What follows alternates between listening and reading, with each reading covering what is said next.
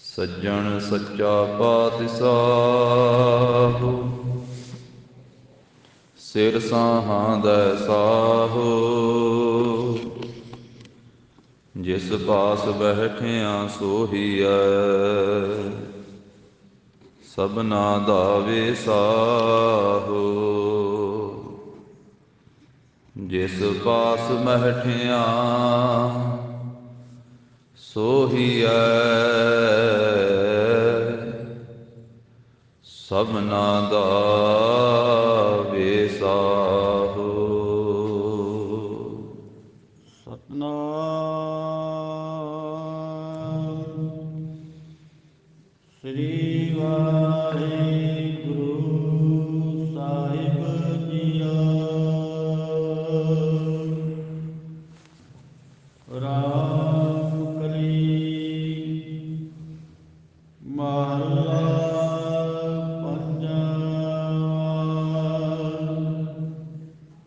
ਗਊ ਕੋ ਚਾਰੈ ਸਾਰ ਮੂਲ, ਕੌਡੀ ਕਾ ਲਖ ਹੁਆ ਮੂਲ। ਬਕਰੀ ਕੋ ਹਸਤੀ ਪ੍ਰਤਪਾਲੇ, ਆਪਣਾ ਪ੍ਰਭ ਨਦਰ ਨਿਹਾਲੇ।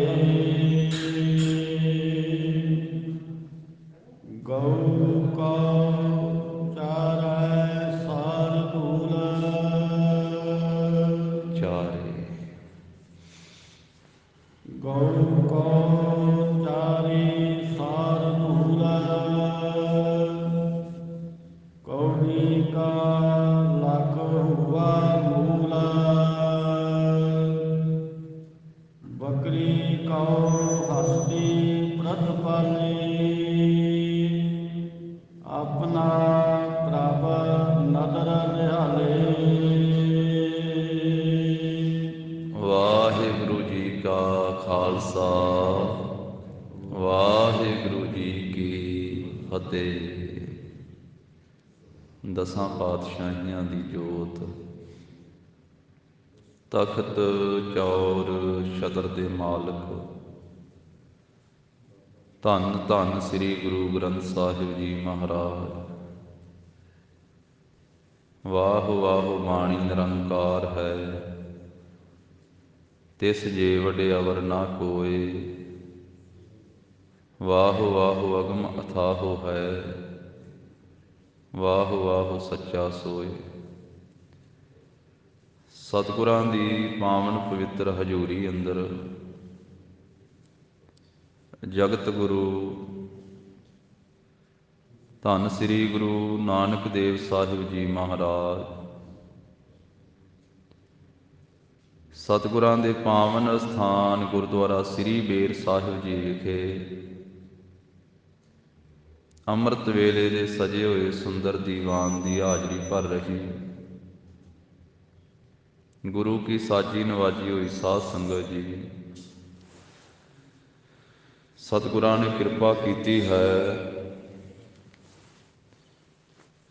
ਸਤ ਸੰਗਤ ਦਾ ਅਮੋਲਕ ਸੁਭਾਗਾ ਸਮਾਂ ਬਖਸ਼ਿਆ ਹੈ।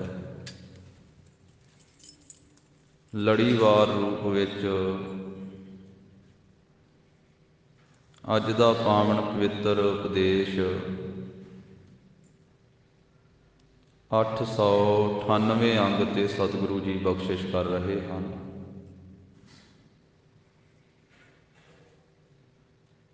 ਇਸ ਪਾਵਨ ਸ਼ਬਦ ਦੀਆਂ ਰਹਾਉ ਦੀਆਂ ਤੁਕਾਂ ਹਨ।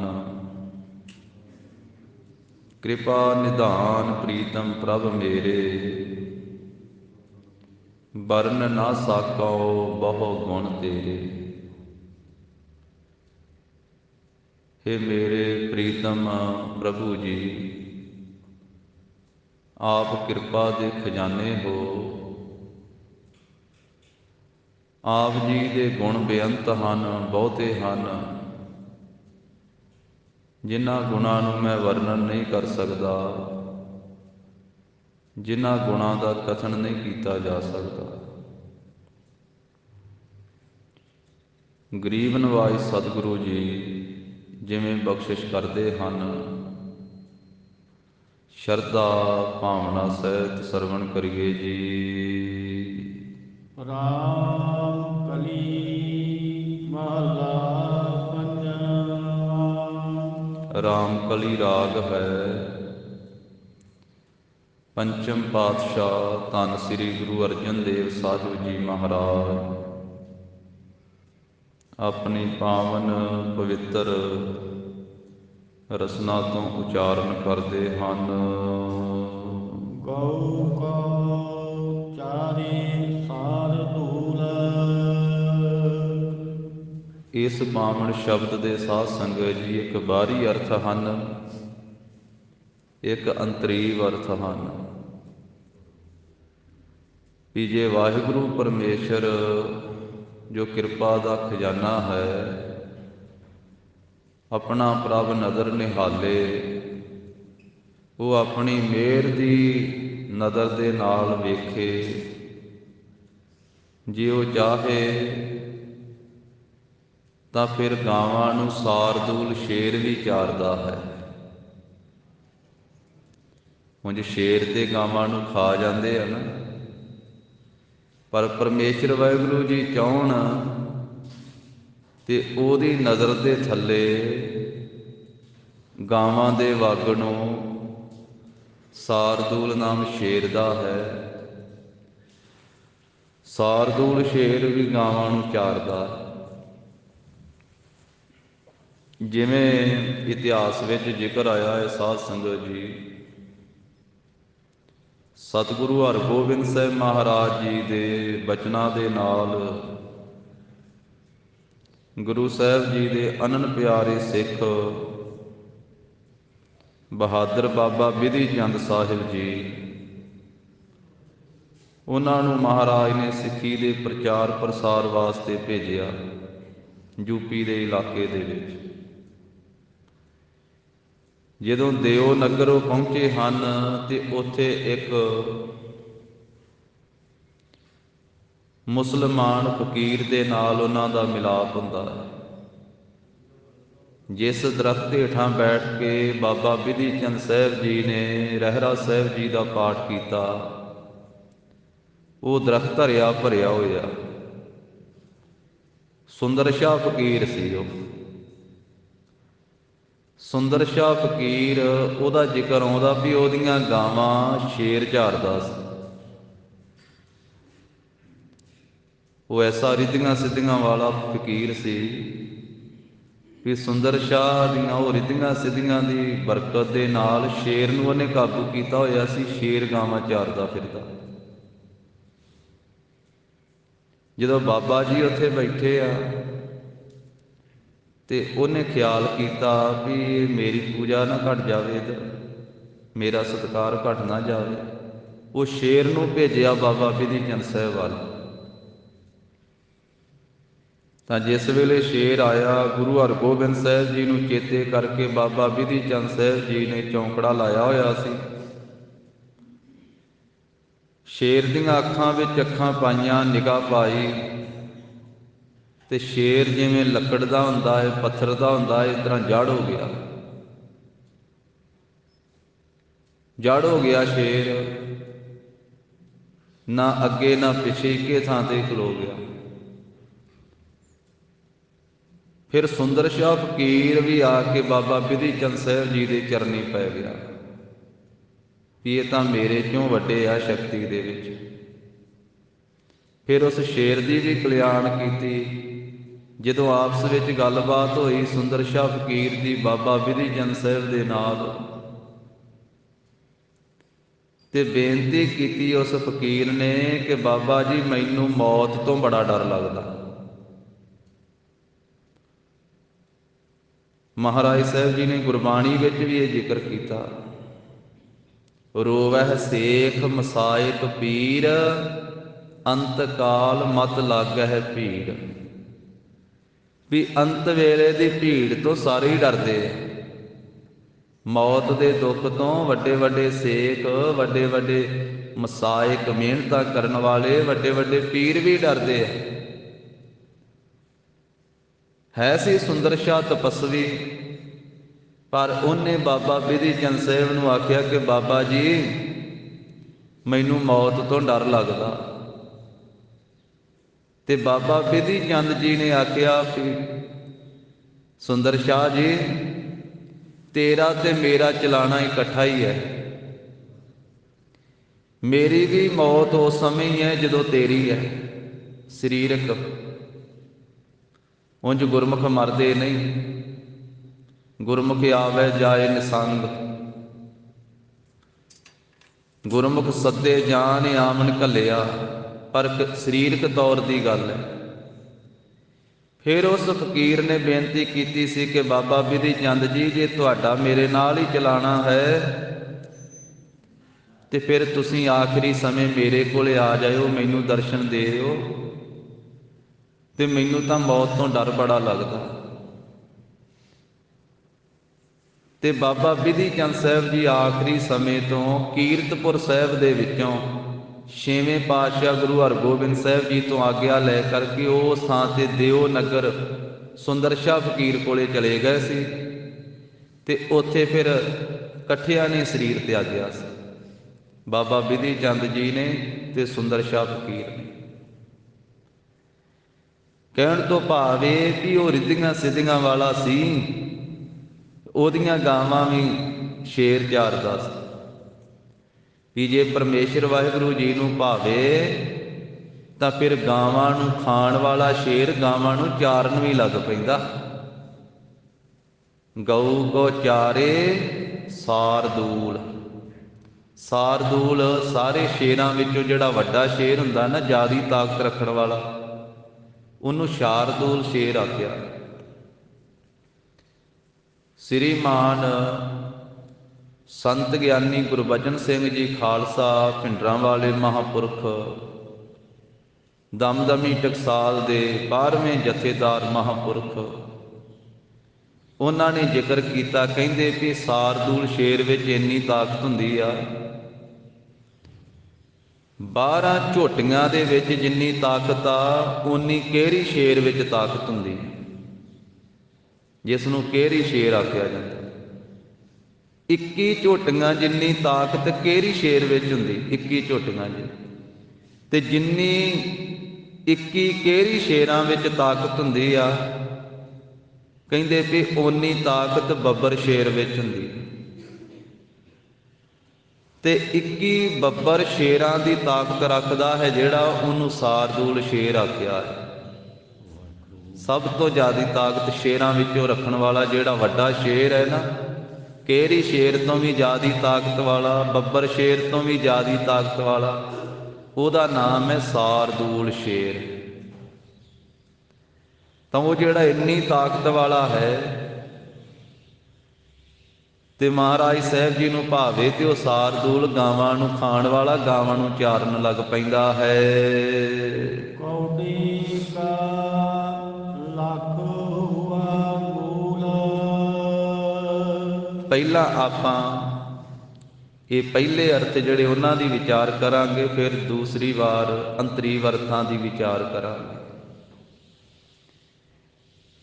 कौडी का लख हुआ मूल, जे परमेश्वर वाहिगुरू जी अपनी नज़र दे नाल निहाले वेखे, जिहड़ी कौडी है उहदा लख रुपया मुल पै जांदा है।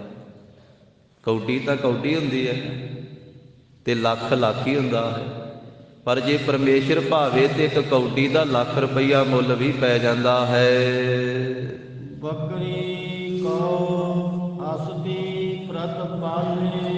हे भाई वो परमेश्वर चाहे ते बकरियां दी प्रतिपालना हाथी भी करन लग पैंदे है।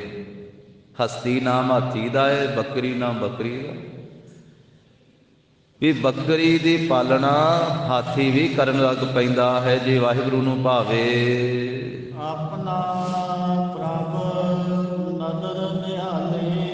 वो जो अपना प्रभु है, जदों अपनी नज़र दे नाल मेहर दृष्टि दे नाल निहाले ना वेखण दा है, जदों अपनी मेहर दी दृष्टि दे नाल निहाले वेखदा है ते फिर ये सारा कुछ वापर जांदा, जो वो चाहुंदा है वो करन दी समर्था वाला है। फिर सारदूल शेर गावां नूं चारन लग पैंदे, ਕੌਡੀ ਦਾ ਲੱਖ ਰੁਪਈਏ ਮੁੱਲ ਪੈ ਜਾਂਦਾ ਹੈ। ਬੱਕਰੀ ਦੀ ਪ੍ਰਤਪਾਲਣਾ ਹਾਥੀ ਕਰਨ ਲੱਗ ਪੈਂਦਾ ਹੈ, ਕਿਉਂਕਿ ਪਰਮੇਸ਼ਰ ਸਰਬ ਕਲਾ ਸਮਰੱਥ ਹੈ। ਸਤਿਗੁਰੂ ਨਾਵੇਂ ਪਾਤਸ਼ਾਹ ਨੇ ਫਰਮਾਇਆ, ਬਿਹਾਗੜਾ ਰਾਗ ਦੇ ਅੰਦਰ ਮਹਾਰਾਜ ਦਾ ਇੱਕੋ ਹੀ ਸ਼ਬਦ ਹੈ। ਗਰੀਬ ਨਵਾਜ ਕਹਿੰਦੇ, ਹਰ ਕੀ ਗਤ ਨਹਿ ਕੋਊ ਜਾਣੈ। ਪਰਮੇਸ਼ਰ ਦੀ ਗਤੀ ਨੂੰ ਕੋਈ ਨਹੀਂ ਸਮਝ ਸਕਦਾ। ਹਰ ਕੀ ਗਤ ਨਹਿ ਕੋਊ ਜਾਣੈ, ਜੋਗੀ ਜਤੀ ਤਪੀ ਪਚ ਹਾਰੇ, ਅਰ ਬਹੁ ਲੋਕ ਸਿਆਣੇ ਰਹਾਓ। ਖਿਨ ਮਹਿ ਰਾਓ ਰੰਕ ਕਉ ਕਰਈ, ਰਾਓ ਰੰਕ ਕਰ ਡਾਰੇ। ਜੇ ਪਰਮੇਸ਼ਰ ਚਾਹੇ ਤੇ ਇੱਕ ਖਿਨ ਵਿੱਚ ਰੰਕ ਨੂੰ ਰਾਜਾ ਬਣਾ ਦਿੰਦਾ ਹੈ। ਜੇ ਪਰਮੇਸ਼ਰ ਵਾਹਿਗੁਰੂ ਨੂੰ ਭਾਵੇ, ਇੱਕ ਛਿਨ ਵਿੱਚ ਰਾਜੇ ਨੂੰ ਰੰਕ ਕਰ ਸੁੱਟਦਾ। ਖਿਨ ਮਹਿ ਰਾਓ ਰੰਕ ਕਉ ਕਰਈ, ਰਾਓ ਰੰਕ ਕਰ ਡਾਰੇ। ਰੀਤੇ ਭਰੇ ਭਰੇ ਸਖਨਾਵੇ, ਯਹ ਤਾਕੋ ਵਿਵਹਾਰੇ। ਖਾਲੀਆਂ ਨੂੰ ਭਰਨ ਦੀ ਸਮਰੱਥਾ ਰੱਖਦਾ ਹੈ, ਭਰਿਆਂ ਨੂੰ ਖਾਲੀ ਕਰਨ ਦੀ ਸਮਰੱਥਾ ਰੱਖਦਾ ਹੈ ਪਰਮੇਸ਼ਰ। ਰੀਤੇ ਭਰੇ ਭਰੇ ਸਖਨਾਵੇ, ਯਹ ਤਾਕੋ ਵਿਵਹਾਰੇ। ਆਪਣੀ ਮਾਇਆ ਆਪ ਪਸਾਰੀ, ਆਪਹਿ ਕਰਨੈ ਹਾਰਾ। ਨਾਨਾ ਰੂਪ ਧਰੇ ਬਹੁ ਰੰਗੀ, ਸਭ ਦੇ ਰਹੇ ਅਪਾਰਾ। ਐਸਾ ਉਹ ਪਰਮੇਸ਼ਰ ਹੈ। ਤੇ ਭਗਤ ਕਬੀਰ ਸਾਹਿਬ ਜੀ ਨੇ ਵੀ ਫਰਮਾਇਆ, ਰਾਜ ਆਸ਼ਰਮ ਮਿਤ ਨਹੀਂ ਜਾਨੀ ਤੇਰੀ, ਤੇਰੇ ਸੰਤਨ ਕੀ ਹਉ ਚੇਰੀ। ਰਹਾਓ ਹਸਤੋ ਜਾਏ ਸੋ ਰੋਬਤ ਆਵੈ, ਰੋਬਤ ਜਾਏ ਸੋ ਹਸੈ। ਬਸਤੋ ਹੋਏ ਹੋਏ ਸੋ ਊਜਰ, ਊਜਰ ਹੋਏ ਸੋ ਬਸੈ। ਉਹ ਹੱਸਦਿਆਂ ਨੂੰ ਰਵਾ ਵੀ ਦਿੰਦਾ ਹੈ ਤੇ ਰੋਂਦਿਆਂ ਨੂੰ ਹਸਾ ਵੀ ਦਿੰਦਾ ਹੈ। ਹਸਤੋ ਜਾਏ ਸੋ ਰੋਬਤ ਆਵੈ, ਰੋਬਤ ਜਾਏ ਸੋ ਹੱਸੈ। ਬਸਤੋ ਹੋਏ ਹੋਏ ਸੋ ਊਜਰ। ਜਿਹੜਾ ਵਸਦਾ ਹੈ ਉਹਨੂੰ ਉਜਾੜ ਵੀ ਦਿੰਦਾ ਹੈ ਤੇ ਉਜੜੇ ਹੋਏ ਨੂੰ ਵਸਾ ਵੀ ਦਿੰਦਾ ਹੈ। ਬਸਤੋ ਹੋਏ ਹੋਏ ਸੋ ਊਜਰ, ਊਜਰ ਹੋਏ ਸੋ ਬਸੈ। ਜਲ ਤੇ ਥਲ ਕਰ ਥਲ ਤੇ ਕੂਆ, ਕੂਪ ਤੇ ਮੇਰ ਕਰਾਵੈ। ਜਿੱਥੇ ਪਾਣੀ ਵਗਦਾ ਹੈ ਨਾ, ਦਰਿਆ ਵਗਦੇ ਆ, ਸਮੁੰਦਰ ਵਗਦੇ ਆ, ਉੱਥੇ ਖੁਸ਼ਕ ਥਾਂ ਵੀ ਬਣਾ ਦਿੰਦਾ ਹੈ, ਉੱਥੇ ਥਲ ਵੀ ਕਰ ਦਿੰਦਾ ਹੈ। ਜਿੱਥੇ ਥਲ ਹੈ ਉੱਥੇ ਖੂਹ ਵੀ ਲਵਾ ਦਿੰਦਾ ਹੈ। ਜਿੱਥੇ ਖੂਹ ਹੈ ਡੂੰਘੇ, ਉੱਥੇ ਸਮੇਰ ਪਰਬਤ ਵੀ ਬਣਾਉਣ ਦੀ ਸਮਰੱਥਾ ਰੱਖਦਾ ਹੈ। ਜਲ ਤੇ ਥਲ ਕਰ ਥਲ ਤੇ ਕੂਆ, ਕੂਪ ਤੇ ਮੇਰ ਕਰਾਵੈ। ਧਰਤੀ ਤੇ ਆਕਾਸ ਚੜਾਵੈ, ਚੜੇ ਆਕਾਸ ਗਿਰਾਵੇ। ਧਰਤੀ ਤੇ ਵਿਚਰਨ ਵਾਲਿਆਂ ਨੂੰ ਆਕਾਸ਼ ਵਿੱਚ ਵੀ ਚੜਾ ਦਿੰਦਾ ਹੈ ਤੇ ਆਕਾਸ਼ ਵਿੱਚ ਵਿਚਰਨ ਵਾਲਿਆਂ ਨੂੰ ਧਰਤੀ ਤੇ ਵੀ ਲਾ ਦਿੰਦਾ। ਭਾਵ ਨੀਵਿਆਂ ਨੂੰ ਉੱਚੇ ਕਰ ਦਿੰਦਾ, ਉੱਚਿਆਂ ਨੂੰ ਨੀਵੇਂ ਕਰ ਦਿੰਦਾ। ਨਿੱਕਿਆਂ ਨੂੰ ਵੱਡੀਆਂ ਪਦਵੀਆਂ ਦੇ ਦਿੰਦਾ ਤੇ ਵੱਡੀਆਂ ਪਦਵੀਆਂ ਵਾਲਿਆਂ ਨੂੰ ਥੱਲੇ ਵੀ ਲਾ ਦਿੰਦਾ। ਤਾਂ ਮਹਾਰਾਜ ਕਹਿੰਦੇ ਉਹਦੇ ਵਿੱਚ ਇੰਨੀ ਸਮਰੱਥਾ ਹੈ। ਜਲ ਤੇ ਥਲ ਕਰ ਥਲ ਤੇ ਕੂਆ, ਕੂਪ ਤੇ ਮੇਰ ਕਰਾਵੈ। ਧਰਤੀ ਤੇ ਆਕਾਸ ਚੜਾਵੈ, ਚੜੇ ਆਕਾਸ ਗਿਰਾਵੈ। ਨਾਰੀ ਤੇ ਜੋ ਪੁਰਖ ਕਰਾਵੈ, ਪੁਰਖਣ ਤੇ ਜੋ ਨਾਰੀ। ਉਹ ਤਾਂ ਨਾਰੀ ਤੋਂ ਪੁਰਖ ਵੀ ਕਰ ਦਿੰਦਾ ਤੇ ਪੁਰਖ ਤੋਂ ਨਾਰੀ ਵੀ ਕਰ ਦਿੰਦਾ। ਨਾਰੀ ਤੇ ਜੋ ਪੁਰਖ ਕਰਾਵੈ, ਪੁਰਖਣ ਤੇ ਜੋ ਨਾਰੀ। ਖਲ ਮੂਰਖ ਤੇ ਪੰਡਿਤ ਕਰਬੋ, ਪੰਡਿਤ ਤੇ ਮੁਗਧਾਰੀ। ਖਲਾ ਮੂਰਖਾਂ ਤੋਂ ਵਿਦਵਾਨ ਵੀ ਬਣਾ ਦਿੰਦਾ ਹੈ ਤੇ ਵਿਦਵਾਨਾਂ ਨੂੰ ਮੂਰਖ ਵੀ ਬਣਾ ਦਿੰਦਾ ਹੈ। ਐਸੀ ਸਮਰੱਥਾ ਦਾ ਮਾਲਕ ਹੈ। ਮਾਝ ਦੀ ਵਾਰ ਵਿੱਚ ਵੀ ਗੁਰੂ ਸਾਹਿਬ ਜੀ ਨੇ ਫਰਮਾਇਆ, ਮਹਾਰਾਜ ਕਹਿੰਦੇ ਜੇ ਪਰਮੇਸ਼ਰ ਚਾਹੇ ਨਾ ਤੇ ਮਾਸ ਖਾਣ ਵਾਲਿਆਂ ਨੂੰ ਘਾਹ ਵੀ ਖਵਾ ਦਿੰਦਾ ਤੇ ਘਾਹ ਖਾਣ ਵਾਲਿਆਂ ਨੂੰ ਮਾਸ ਖਾਣ ਤੇ ਵੀ ਮਜਬੂਰ ਕਰ ਦਿੰਦਾ। ਸਿੰਘਾਂ, ਬਾਜਾਂ, ਚਰਗਾਂ, ਕੂਹੀਆਂ।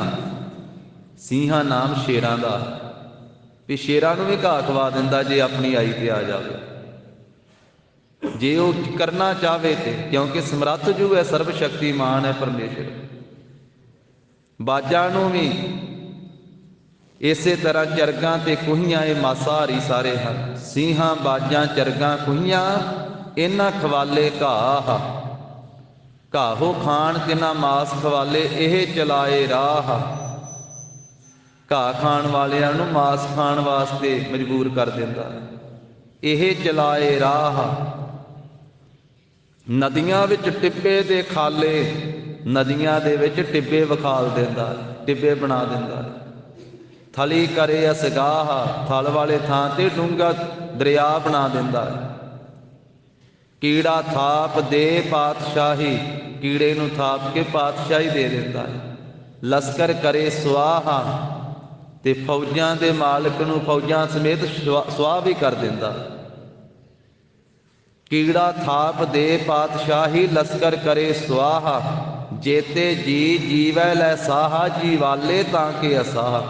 ਮਹਾਰਾਜ ਕਹਿੰਦੇ ਜਿੰਨੇ ਜੀਵ ਜਿਉਂਦੇ ਆ ਉਹਨਾਂ ਨੂੰ ਸਾਹ ਦੇ ਕੇ ਜੀਵਨ ਦੇ ਰਿਹਾ, ਸਵਾਸ ਦੇ ਕੇ ਜੀਵਨ ਦੇ ਰਿਹਾ। ਤੇ ਜੇ ਪਰਮੇਸ਼ਰ ਚਾਹਵੇ ਤੇ ਬਿਨਾਂ ਸਵਾਸਾਂ ਤੋਂ ਵੀ ਜੀਂਦੇ ਰੱਖ ਲੈਂਦਾ। ਜੀਵਾਲੇ ਤਾਂ ਕੇ ਅਸਾਹ, ਉਹਦੇ ਵਾਸਤੇ ਮਹਾਰਾਜ ਕਹਿੰਦੇ ਕੋਈ ਅਸਚਰਜ ਨਹੀਂ। ਜਿਨੇ ਸਵਾਸਾਂ ਦੇ ਨਾਲ ਜੀਵਨ ਦਿੱਤਾ ਹੈ ਉਹਨੂੰ ਭਾਵੇ ਤੇ ਬਿਨਾਂ ਸਵਾਸਾਂ ਤੋਂ ਵੀ ਜੀਵਨ ਦੇ ਦਿੰਦਾ। ਪ੍ਰਭ ਭਾਵੈ ਬਿਨ ਸਾਸ ਤੇ ਰਾਖੈ, ਪਰਮੇਸ਼ਰ ਨੂੰ ਭਾਵੇ ਤੇ ਬਿਨਾਂ ਸਾਹਾਂ ਤੋਂ ਵੀ ਰੱਖ ਲੈਂਦਾ। ਨਾਨਕ ਜਿਉ ਜਿਉ ਸੱਚੇ ਭਾਵੈ ਤਿਉ ਤਿਉ ਦੇ ਗਿਰਾਹ। ਤਾਂ ਮਹਾਰਾਜ ਕਹਿੰਦੇ ਉਹ ਪਰਮੇਸ਼ਰ ਐਸਾ ਹੈ ਜਿਸ ਵੇਲੇ ਉਹ ਚਾਹੁੰਦਾ ਹੈ ਗਾਵਾਂ ਨੂੰ ਸਾਰਦੂਲ ਸ਼ੇਰ ਵੀ ਚਾਰ ਦਿੰਦੇ ਆ, ਕੌਡੀ ਦਾ ਲੱਖ ਮੁੱਲ ਹੋ ਜਾਂਦਾ ਹੈ, ਬੱਕਰੀ ਨੂੰ ਹਾਥੀ ਪਾਲਣ ਲੱਗ ਪੈਂਦਾ ਹੈ ਜਦੋਂ ਆਪਣੀ ਪ੍ਰਭੂ ਨਦਰ ਦੇ ਨਾਲ ਵੇਖਦਾ ਹੈ। ਕਿਰਪਾ ਨਿਧਾਨ ਪ੍ਰੀਤਮ ਪ੍ਰਭ ਮੇਰੀ, ਹੇ ਕਿਰਪਾ ਦੇ ਖਜ਼ਾਨੇ, ਪਰਮ ਪ੍ਰੇਮ ਕਰਨ ਵਾਲੇ ਪ੍ਰੀਤਮ, ਹੇ ਪ੍ਰਭੂ ਮੇਰੇ। ਵਰਨ ਨਾ ਸਾਕਾ ਬਹੁ ਗੁਣ ਤੇਰੇ। ਧੰਨ ਗੁਰੂ ਅਰਜਨ ਦੇਵ ਸਾਹਿਬ ਮਹਾਰਾਜ ਕਹਿੰਦੇ ਮੇਰੇ ਪ੍ਰੀਤਮ ਪ੍ਰਭੂ ਜੀ ਤੁਸੀਂ ਕਿਰਪਾ ਦੇ ਖਜ਼ਾਨੇ ਹੋ ਤੇ ਆਪ ਜੀ ਦੇ ਗੁਣ ਬਹੁਤੇ ਹਨ, ਮੈਂ ਵਰਣਨ ਨਹੀਂ ਕਰ ਸਕਦਾ। ਤੇਰੇ ਗੁਣ ਬਹੁਤੇ ਮੈਂ ਏਕ ਨਾ ਜਾਣਿਆ, ਮੈਂ ਮੂਰਖ ਕਿਛ ਦੀਜੈ। ਪ੍ਰਣਵਤ ਨਾਨਕ ਸੁਣ ਮੇਰੇ ਸਾਹਿਬਾ, ਡੁੱਬਦਾ ਪੱਥਰ ਲੀਜੈ। ਇੱਕ ਰਸਨਾ ਦੇ ਨਾਲ, ਇੱਕ ਜਿਹਵਾ ਦੇ ਨਾਲ ਤੇਰੇ ਬੇਅੰਤ ਗੁਣਾਂ ਦਾ ਮੈਂ ਵਰਣਨ ਨਹੀਂ ਕਰ ਸਕਦਾ। ਬੇਅੰਤਾ ਬੇਅੰਤ ਗੁਣ ਤੇਰੇ, ਕੇਤਕ ਗਾਵਾਂ ਰਾਮ। ਤੇਰੇ ਕਵਨ ਕਵਨ ਗੁਣ ਕਹਿ ਕਹਿ ਗਾਵਾਂ, ਤੂੰ ਸਾਹਿਬ ਗੁਣੀ ਨਿਧਾਨਾ। ਤੁਮਰੀ ਮਹਿਮਾ ਵਰਨ ਨਾ ਸਾਕੋ, ਤੂੰ ਠਾਕੁਰ ਊਚ ਭਗਵਾਨਾ।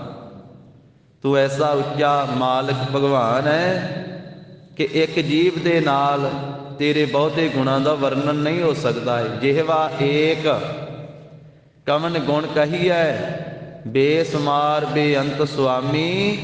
ਤੇਰੋ ਅੰਤ ਨਾ ਕਿਨਹੀ ਲਹੀਐ।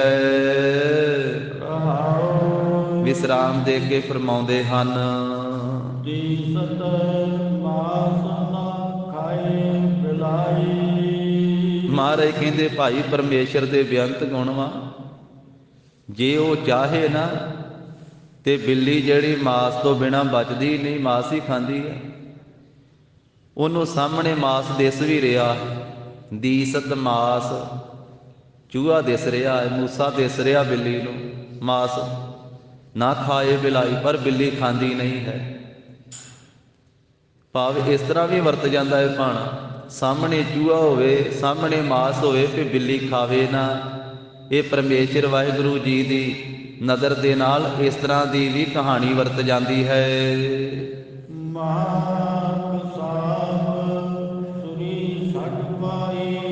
ਜਿਹੜਾ ਵੱਡਾ ਕਸਾਈ ਹੈ ਨਾ, ਮਹਾ ਕਸਾਬ, ਵੱਡੇ ਕਸਾਈ ਨੇ, ਜਿਸ ਦੇ ਨਾਲ ਉਹ ਕਸਾਈ ਪੁਣਾ ਕਰਦਾ ਸੀ, ਛੁਰੀ ਦੇ ਨਾਲ ਵੱਢਦਾ ਸੀ, ਉਹ ਛੁਰੀ ਹੀ ਉਹਨੇ ਸੱਟ ਪਾਈ, ਪਰੇ ਸੱਟ ਦਿੱਤੀ, ਪਰੇ ਸੁੱਟ ਦਿੱਤੀ ਵੀ ਅੱਜ ਤੋਂ ਬਾਅਦ ਮੈਂ ਕਸਾਈ ਪੁਣਾ ਨਹੀਂ ਕਰਨਾ। ਭਗਤ ਸਧਨਾ ਜੀ ਜਿਸ ਵੇਲੇ ਪਹਿਲਾਂ ਕਸਾਈ ਪੁਣਾ ਕਰਦੇ ਸਨ, ਹੁਣ ਇੱਕ ਦਿਨ ਬੱਕਰੇ ਨੂੰ ਵੱਢਣ ਲੱਗੇ ਤੇ ਲਿਖਿਆ ਭਗਤ ਜੀ ਦੇ ਜੀਵਨ ਵਿੱਚ ਕਿ ਬੱਕਰਾ ਬੋਲ ਪਿਆ, ਬੱਕਰੇ ਤੋਂ ਆਵਾਜ਼ ਆਈ। ਜਿਸ ਵੇਲੇ ਭਗਤ ਜੀ ਦੇ ਜੀਵਨ ਵਿੱਚ ਤਬਦੀਲੀ ਆਈ, ਉਹਨੇ ਆਖਿਆ ਵੀ ਅੱਗੇ ਕਈ ਵਾਰੀ ਤੂੰ ਮੈਨੂੰ ਵੱਢਿਆ ਤੇ ਕਈ ਵਾਰੀ ਮੈਂ ਤੈਨੂੰ ਵੱਢਿਆ, ਅੱਜ ਨਵੇਂ ਸਿਰੇ ਫੇਰ ਤੂੰ ਮੈਨੂੰ ਵੱਢਣ ਲੱਗਾ ਤੇ ਵੇਖ ਲਾ ਫੇਰ ਮੈਂ ਤੈਨੂੰ ਵੱਢਣਾ। ਕਹਿੰਦੇ ਕਿ ਉਸ ਵੇਲੇ ਸਦਨੇ ਕਸਾਈ ਨੇ ਛੁਰੀ ਪਰਾਂ ਸੁੱਟ ਦਿੱਤੀ ਵੀ ਅੱਜ ਤੋਂ ਬਾਅਦ ਮੈਂ ਨਹੀਂ ਇਹ ਕਸਾਈ ਪੁਣਾ ਕਰਨਾ। ਤੇ ਫਿਰ ਪ੍ਰਭੂ ਦੀ ਭਗਤੀ ਵਿੱਚ ਜੁੜ ਗਏ। ਮਹਾਰਾਜ ਕਹਿੰਦੇ ਪਰਮੇਸ਼ਰ ਭਾਵੇ ਉਹਨੂੰ ਚੰਗਾ ਲੱਗੇ ਤੇ ਜਿਹੜਾ ਵੱਡਾ ਕਸਾਈ ਹੈ ਉਹ ਕਸਾਈ ਪੁਣਾ ਛੱਡ ਦਿੰਦਾ ਹੈ, ਉਹ ਆਪਣੀ ਛੁਰੀ ਜਿਹੜੀ ਹੈ ਉਹ ਪਰੇ ਸੁੱਟ ਦਿੰਦਾ ਹੈ। ਕਰਨਹਾਰ ਪ੍ਰਭ ਹਿਰਦੈ ਬੂਠਾ। ਇਹ ਭਾਈ ਜਿਹੜਾ ਸਾਰੇ ਸੰਸਾਰ ਨੂੰ ਪੈਦਾ ਕਰਨਹਾਰ ਪ੍ਰਭੂ ਹੈ ਉਹ ਹਿਰਦੇ ਦੇ ਵਿੱਚ ਜਦੋਂ ਵਸ ਜਾਂਦਾ ਹੈ। ਹਾਥੀ ਮਛਲੀ ਕਾ ਜਾਲਾ ਟੂਟਾ। ਤੇ ਜਾਲ ਵਿੱਚ ਫਸੀ ਹੋਈ ਮਛਲੀ ਦਾ ਜਾਲ ਟੁੱਟ ਗਿਆ। ਜਾਪਾਨ ਦੀ ਸਾਖੀ ਹੈ, ਦਰਿਆ ਦੇ ਕੰਢੇ ਦੇ ਉੱਤੇ ਜਗਤ ਗੁਰੂ ਧੰਨ ਗੁਰੂ ਨਾਨਕ ਦੇਵ ਸਾਹਿਬ ਜੀ ਮਹਾਰਾਜ ਵਿਚਰ ਰਹੇ ਸਨ ਤੇ ਮਛੇਰੇ ਨੇ ਜਾਲ ਪਾ ਕੇ ਮੱਛੀਆਂ ਫੜੀਆਂ ਤੇ ਮਹਾਰਾਜ ਗੁਰੂ ਨਾਨਕ ਦੇਵ ਸਾਹਿਬ ਜੀ ਦੀ ਕਿਰਪਾ ਦ੍ਰਿਸ਼ਟੀ ਦੇ ਨਾਲ ਉਹ ਜਾਲ ਟੁੱਟਾ ਤੇ ਮਛਲੀਆਂ ਜਿਹੜੀਆਂ ਹਨ ਉਹਨਾਂ ਦੀ ਵੀ ਕਲਿਆਣ ਕੀਤੀ, ਉਹ ਜਾਲ ਦੇ ਵਿੱਚੋਂ ਮੁਕਤ ਹੋ ਗਈਆਂ। ਜੇ ਪ੍ਰਭੂ ਨੂੰ ਭਾਵੇ ਤੇ ਫਸੀ ਹੋਈ ਮਛਲੀ ਦਾ ਜਿਹੜਾ ਜਾਲ ਹੈ ਉਹ ਟੁੱਟ ਜਾਂਦਾ ਹੈ।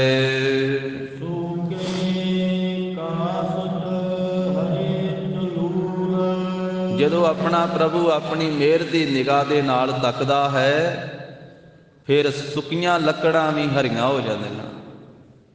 ਸੂਕੇ ਕਾਸ਼ਟ ਹਰੇ ਚਲੂਲ ਤੇ ਚਲੂਲ ਚੋ ਚੋ ਕਰਦੇ ਗਾੜੇ ਰੰਗ ਵਾਲੇ ਹੋ ਜਾਂਦੇ ਹਨ।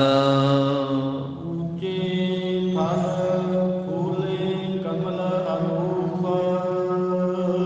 ਉੱਚਾ ਥਲ ਫੂਲੇ ਕਮਲ ਅਨੂਪ। ਉੱਚੇ ਥਾਂ ਤੇ ਪਹਾੜੀ ਆਦਿਕ ਦੇ ਉੱਤੇ ਜਿੱਥੇ ਕੋਈ ਪਾਣੀ ਨਹੀਂ ਪਹੁੰਚ ਸਕਦਾ, ਕਮਲ ਜਿਹੜਾ ਫੁੱਲ ਹੈ ਉਹ ਤਾਂ ਪਾਣੀ ਦੇ ਵਿੱਚ ਹੀ ਹੁੰਦਾ ਹੈ ਨਾ, ਚਿੱਕੜ ਦੇ ਵਿੱਚ ਹੀ ਪੈਦਾ ਹੁੰਦਾ ਹੈ। ਉੱਚੇ ਥਾਂ ਤੇ ਹੁੰਦਾ ਨਹੀਂ, ਉਹ ਤਾਂ ਨੀਵੇਂ ਥਾਂ ਤੇ ਹੁੰਦਾ ਹੈ। ਪਰ ਜੇ ਪਰਮੇਸ਼ਰ ਨੂੰ ਭਾਵੇ ਤੇ ਉੱਚੇ ਥਾਂ ਦੇ ਉੱਤੇ ਵੀ ਉਪਮਾ ਤੋਂ ਰਹਿਤ ਬੇਅੰਤ ਉਪਮਾ ਵਾਲਾ ਬੜਾ ਸੋਹਣਾ ਕਮਲ ਫੁੱਲ ਜਿਹੜਾ ਉਹ ਫੁੱਲ ਸਕਦਾ, ਉਹ ਪੈਦਾ ਹੋ ਸਕਦਾ, ਉਹ ਖਿੜ ਸਕਦਾ। ਪਹਾੜੀ ਤੇ ਵੀ ਕਮਲ ਫੁੱਲ ਉੱਗ ਸਕਦਾ ਹੈ। ਅਗਨਾ ਨਿਵਾਰੀ ਸਤਿਗੁਰ ਦੇਵ। ਮਹਾਰਾਜ ਕਹਿੰਦੇ ਭਾਈ ਸਤਿਗੁਰ ਦੇਵ ਪੂਜਨੀਕ ਸਤਿਗੁਰੂ ਜੀ ਨੇ ਅੱਗ ਨਿਵਰਤ ਕਰ ਦਿੱਤੀ, ਬਲਦੀ ਹੋਈ ਅੱਗ। ਜਗਤ ਗੁਰੂ ਜੀ ਦੇ ਪਵਿੱਤਰ ਜੀਵਨ ਦੇ ਵਿੱਚ ਇਹ ਬਚਨ ਆਉਂਦਾ ਹੈ ਕਿ ਇਲਾਕੇ ਵਿੱਚ ਗਏ, ਉਹ ਕਹਿੰਦੇ ਜੀ ਸਾਡੇ ਨਗਰ ਨੂੰ ਹਰ ਸਾਲ ਅੱਗ ਲੱਗਦੀ ਹੈ, ਕੋਈ ਗੁਪਤਰੂ ਆ ਕਰਕੇ ਅੱਗ ਲਾ ਜਾਂਦੀ ਹੈ। ਤਾਂ ਮਹਾਰਾਜ ਸਾਹਿਬ ਜੀ ਨੇ ਉਹ ਜੋ ਅੱਗ ਲਾਉਣ ਵਾਲਾ ਸੀ ਨਾ ਉਸ ਨੂੰ ਉਪਦੇਸ਼ ਦਿੱਤਾ ਤੇ ਉਹ ਨਗਰ ਦੇ ਵਿੱਚ ਜਿਹੜੀ ਅੱਗ ਲੱਗਦੀ ਸੀ ਉਹ ਨਿਵਰਤ ਕੀਤੀ ਤੇ ਉਹ ਨਗਰ ਵਾਲਿਆਂ ਦੀ ਸੇਵਾ ਵਿੱਚ ਲਾ ਦਿੱਤਾ। ਮਹਾਰਾਜ ਸਾਹਿਬ ਜੀ ਨੇ ਨਗਰ ਵਾਲਿਆਂ ਦੀ ਸੇਵਾ ਦੇ ਵਿੱਚ ਅਗਨ ਨਿਵਾਰੀ ਸਤਿਗੁਰ ਦੇਵ, ਉਹਦੇ ਤੋਂ ਹੀ ਧਰਮਸ਼ਾਲਾ ਬਣਵਾਈ ਤੇ ਧਰਮਸ਼ਾਲਾ ਦੇ ਵਿੱਚ ਉਹਨੂੰ ਸੇਵਾਦਾਰ ਬਣਾ ਦਿੱਤਾ ਜਿਹੜਾ ਲੋਕਾਂ ਦਾ ਨੁਕਸਾਨ ਕਰਨ ਵਾਲਾ ਸੀ। ਬਲਿਹਾਰੀ ਗੁਰ ਆਪਣੇ ਦਿਹਾੜੀ ਸਦਵਾਰ, ਜਿਨ ਮਾਨਸ ਤੇ ਦੇਵਤੇ ਕੀਏ ਕਰਤ ਨਾ ਲਾਗੀ ਵਾਰ। ਜਿਸ ਨੇ ਦੇਵਤੇ ਬਣਾ ਦਿੱਤਾ, ਮਨੁੱਖਾਂ ਨੂੰ ਦੇਵਤੇ ਬਣਾ ਦਿੱਤਾ, ਰਾਖਸ਼ਾਂ ਨੂੰ ਦੇਵਤੇ ਬਣਾ ਦਿੱਤਾ। ਹੁਣ ਕੌਡੇ ਰਾਖਸ਼ ਦੀ ਵੀ ਤੇ ਅੱਗ ਜਿਹੜੀ ਹੈ ਨਿਵਰਤ ਕਰ ਹੀ ਦਿੱਤੀ ਨਾ, ਉਹਦਾ ਕੜਾਇਆ ਠੰਡਾ ਕਰ ਹੀ ਦਿੱਤਾ ਨਾ, ਜਿਹਦੇ ਵਿੱਚ ਉਹ ਭਾਈ ਮਰਦਾਨਾ ਜੀ ਨੂੰ ਬਾਲ ਕੇ ਰਿੰਨ ਕੇ ਖਾਣਾ ਚਾਹੁੰਦਾ ਸੀ।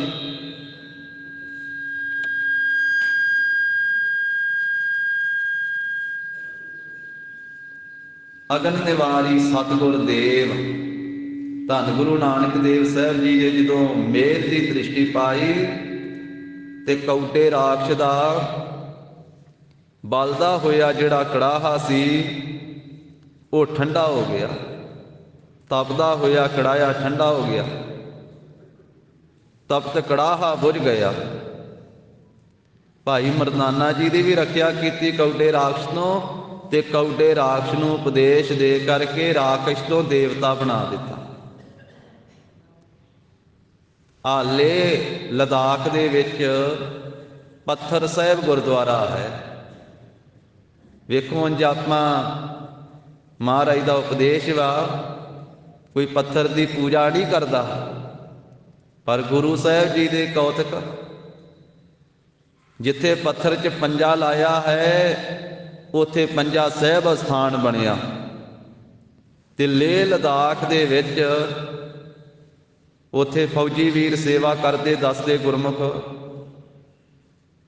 संगतां जाण वालियां दर्शन भी करके आउंदियां उस स्थान दियां जिथे महाराज चौंकड़ा ला के बैठे सी।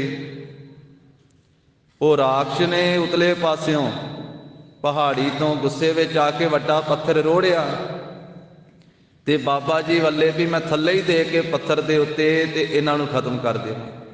वो जदों आए आ पत्थर जिथे महाराज बैठे हुए सी, जिस मुद्रा दे विच ਜਿਹੜੇ ਆਸਨ ਦੇ ਵਿੱਚ ਜਿਵੇਂ ਮਹਾਰਾਜ ਬੈਠੇ ਸਨ, ਉਹ ਪੱਥਰ ਆ ਕੇ ਵੱਜਾ ਤੇ ਜ਼ਰੂਰ ਮਹਾਰਾਜ ਸਾਹਿਬ ਨੂੰ, ਪਰ ਇਸ ਤਰ੍ਹਾਂ ਗੁਰੂ ਸਾਹਿਬ ਜੀ ਦੇ ਸਰੀਰ ਦੇ ਉੱਤੇ ਆ ਕੇ ਉਹ ਟਿਕ ਗਿਆ ਤੇ ਵਿਚਲਾ ਹਿੱਸਾ ਉਹਦਾ ਮੋਮ ਦਾ ਹੀ ਜਿਵੇਂ ਬਣ ਗਿਆ।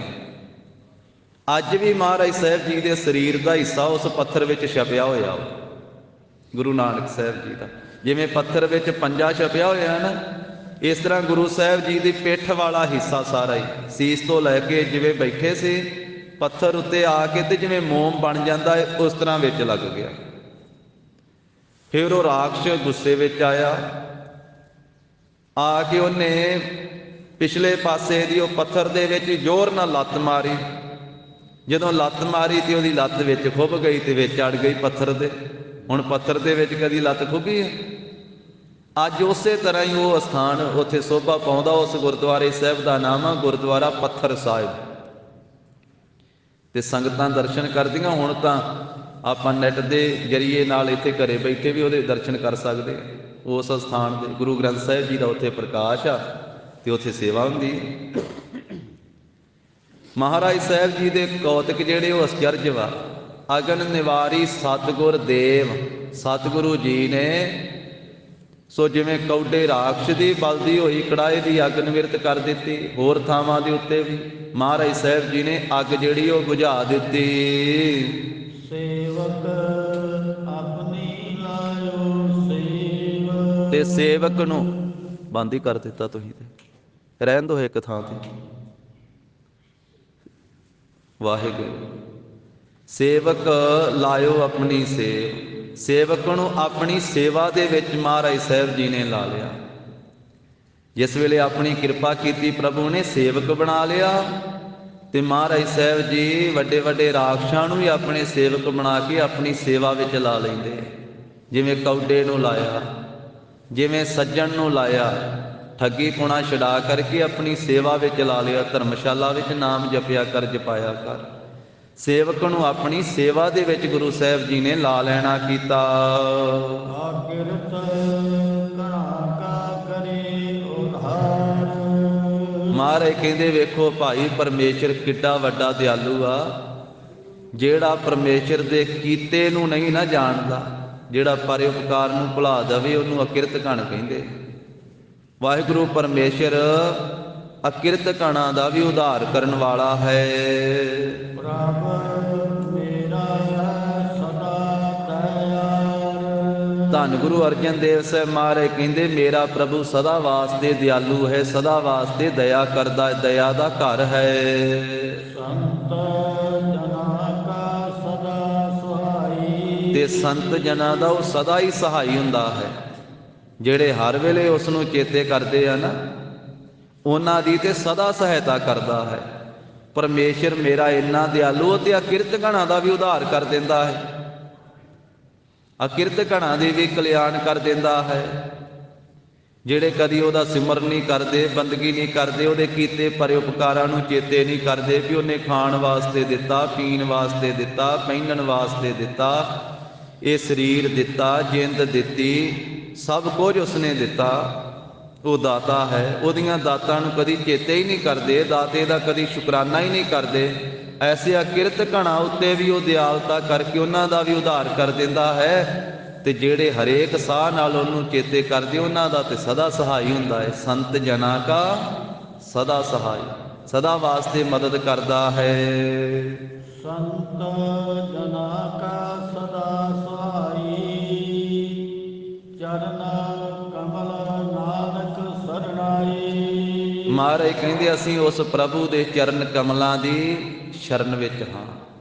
ਪ੍ਰਭੂ ਦੇ ਪਿਆਰੇ ਸੰਤ ਜਨ ਵੀ ਉਸ ਪ੍ਰਭੂ ਦੇ ਸੋਹਣੇ ਚਰਨਾਂ ਕਮਲਾਂ ਦੀ ਸ਼ਰਨ ਵਿੱਚ ਪੈ ਰਹਿੰਦੇ ਹਨ। ਇਹ ਹਨ ਇਸ ਪਾਵਨ ਸ਼ਬਦ ਦਾ ਪਹਿਲਾ ਅਰਥ, ਔਰ ਇਸ ਸ਼ਬਦ ਦਾ ਅੰਤਰੀਵ ਅਰਥ ਵੀ ਹੈ। ਸਾਧ ਸੰਗਤ ਜੀ, ਆਰੰਭ ਤੋਂ ਫੇਰ ਆਪਾਂ ਸਰਵਣ ਕਰੀਏ। ਰਾਮ ਕਲੀ ਮਹੱਲਾ ਪੰਜਵਾਂ। ਰਾਮ ਕਲੀ ਰਾਗ ਹੈ। ਧੰਨ ਗੁਰੂ ਅਰਜਨ ਦੇਵ ਸਾਹਿਬ ਜੀ ਮਹਾਰਾਜ ਬਖਸ਼ਿਸ਼ ਕਰਦੇ ਹਨ। ਗਊ ਕੋ ਚਾਰੇ ਸਾਰ ਧੂਲ। ਜਿਵੇਂ ਪਰਮੇਸ਼ਰ ਨੂੰ ਭਾਵੇ ਤੇ ਸਾਰਦੂਲ ਸ਼ੇਰ ਜਿਹੜਾ ਹੈ ਉਹ ਗਾਵਾਂ ਨੂੰ ਚਾਰਦਾ, ਇਸੇ ਤਰ੍ਹਾਂ ਗਾਵਾਂ ਕਿਹੜੀਆਂ ਹਨ? ਸਾਡੀਆਂ ਜਿਹੜੀਆਂ ਇੰਦਰੀਆਂ ਇਹ ਗਾਵਾਂ ਦੀ ਤਰ੍ਹਾਂ ਹਨ। ਸਾਧ ਸੰਗਤ, ਜਿਵੇਂ ਵਾਰਾ ਅਗਾਵਾਂ ਉਹ ਭੱਜੀਆਂ ਫਿਰਦੀਆਂ, ਕਦੀ ਕਿਸੇ ਖੇਤ ਵਿੱਚ ਜਾ ਕੇ ਚਰਦੀਆਂ, ਕਦੇ ਕਿਸੇ ਖੇਤ ਵਿੱਚ ਚਰਦੀਆਂ। ਉਹ ਅਵਾਰਾ ਗਾਵਾਂ, ਇਹ ਸਾਡੀਆਂ ਇੰਦਰੀਆਂ ਇਹ ਵੀ ਅਵਾਰਾ ਗਾਵਾਂ ਦੀ ਤਰ੍ਹਾਂ ਹੋ ਰਹੀਆਂ ਹਨ। ਅੱਖਾਂ ਬਗਾਨਾ ਰੂਪ ਤੱਕਣ ਵਾਸਤੇ ਜਾਂਦੀਆਂ, ਕੰਨ ਝੂਠ ਨਿੰਦਿਆ ਚੁਗਲੀ ਸੁਣਨ ਵਾਸਤੇ ਤਤਪਰ ਰਹਿੰਦੇ, ਰਸਨਾ ਚੁਗਲੀ ਤੇ ਝੂਠ ਬੋਲਣ ਵਿੱਚ ਰਹਿੰਦੀ ਹੈ। ਬਾਕੀ ਇੰਦਰੀਏ ਵੀ ਇਸੇ ਤਰ੍ਹਾਂ ਆਪਣੇ ਆਪਣੇ ਵਿਸ਼ੇ ਦੇ ਵਿੱਚ ਪਰਚੇ ਰਹਿੰਦੇ ਹਨ। ਤੇ ਸਾਰਦੂਲ ਜੋ ਸੁੱਧ ਮਨ ਹੈ, ਉਸ ਨੂੰ ਮਹਾਰਾਜ ਸਾਹਿਬ ਜੀ ਆਪਣੇ ਸ਼ਬਦ ਦੀ ਤਾਕਤ ਦੇ ਕਰਕੇ ਬਲਵਾਨ ਕਰ ਦਿੰਦੇ ਆ। ਤੇ ਸੁੱਧ ਮਨ ਇਹ ਇੰਦਰੀਆਂ ਰੂਪੀ ਗਾਵਾਂ ਨੂੰ ਫਿਰ ਗੁਣਾਂ ਦੇ ਵਿੱਚ, ਸ਼ੁਭ ਗੁਣਾਂ ਦੇ ਵਿੱਚ ਚਾਰਦਾ ਹੈ। ਭਾਵ ਫਿਰ ਮਨ ਦਾ ਸੁਭਾਅ ਇਹ ਬਣ ਜਾਂਦਾ ਹੈ, ਮਨ ਇਹਨਾਂ ਇੰਦਰੀਆਂ ਨੂੰ, ਮਨ ਰੂਪੀ ਸ਼ੇਰ ਇਹ ਇਹਨਾਂ ਇੰਦਰੀਆਂ ਨੂੰ ਕਾਬੂ ਕਰਕੇ ਰੱਖਦਾ। ਮਨ ਰੂਪੀ ਜਿਹੜਾ ਸਾਰਦੂਲ ਸ਼ੇਰ ਹੈ ਨਾ, ਇਹਨਾਂ ਸਾਰੇ ਗਿਆਨ ਇੰਦਰੀਆਂ ਨੂੰ ਤੇ ਕਰਮ ਇੰਦਰੀਆਂ ਨੂੰ ਕਾਬੂ ਕਰਕੇ ਰੱਖਦਾ ਹੈ। ਸਤ ਸੰਗਤ ਦੇ ਵਿੱਚ ਸ਼ੁਭ ਗੁਣਾਂ ਦਾ ਹਰਿਆ ਰਿਆ ਘਾਹ ਚਰਾਉਂਦਾ। ਅੰਤਰ ਗੁਰ ਆਰਾਧਨਾ, ਜਿਹਵਾ ਜਪ ਗੁਰ ਨਾਉ, ਨੇਤਰੀ ਸਤ ਗੁਰ ਪੇਖਣਾ, ਸ਼੍ਰਵਣੀ ਸੁਣਨਾ ਗੁਰ ਨਾਉ। ਇਹਨਾਂ ਇੰਦਰੀਆਂ ਦਾ ਸੁਭਾਅ ਹੀ ਬਦਲ ਜਾਂਦਾ ਹੈ। ਅੱਖਾਂ ਹੁਣ ਬਗਾਨਾ ਰੂਪ ਨਹੀਂ ਤੱਕਣ ਵਾਸਤੇ ਦੌੜਦੀਆਂ, ਕਿਉਂਕਿ ਮਨ ਰੂਪੀ ਸਾਰਦੂਲ ਇਹਨੂੰ ਕਾਬੂ ਕਰਕੇ ਰੱਖਦਾ। ਇਹ ਨੇਤਰ ਹੁਣ ਗੁਰੂ ਕੇ ਦਰਸ਼ਨ ਕਰਦੇ, ਸੰਗਤ ਦੇ ਦਰਸ਼ਨ ਕਰਦੇ।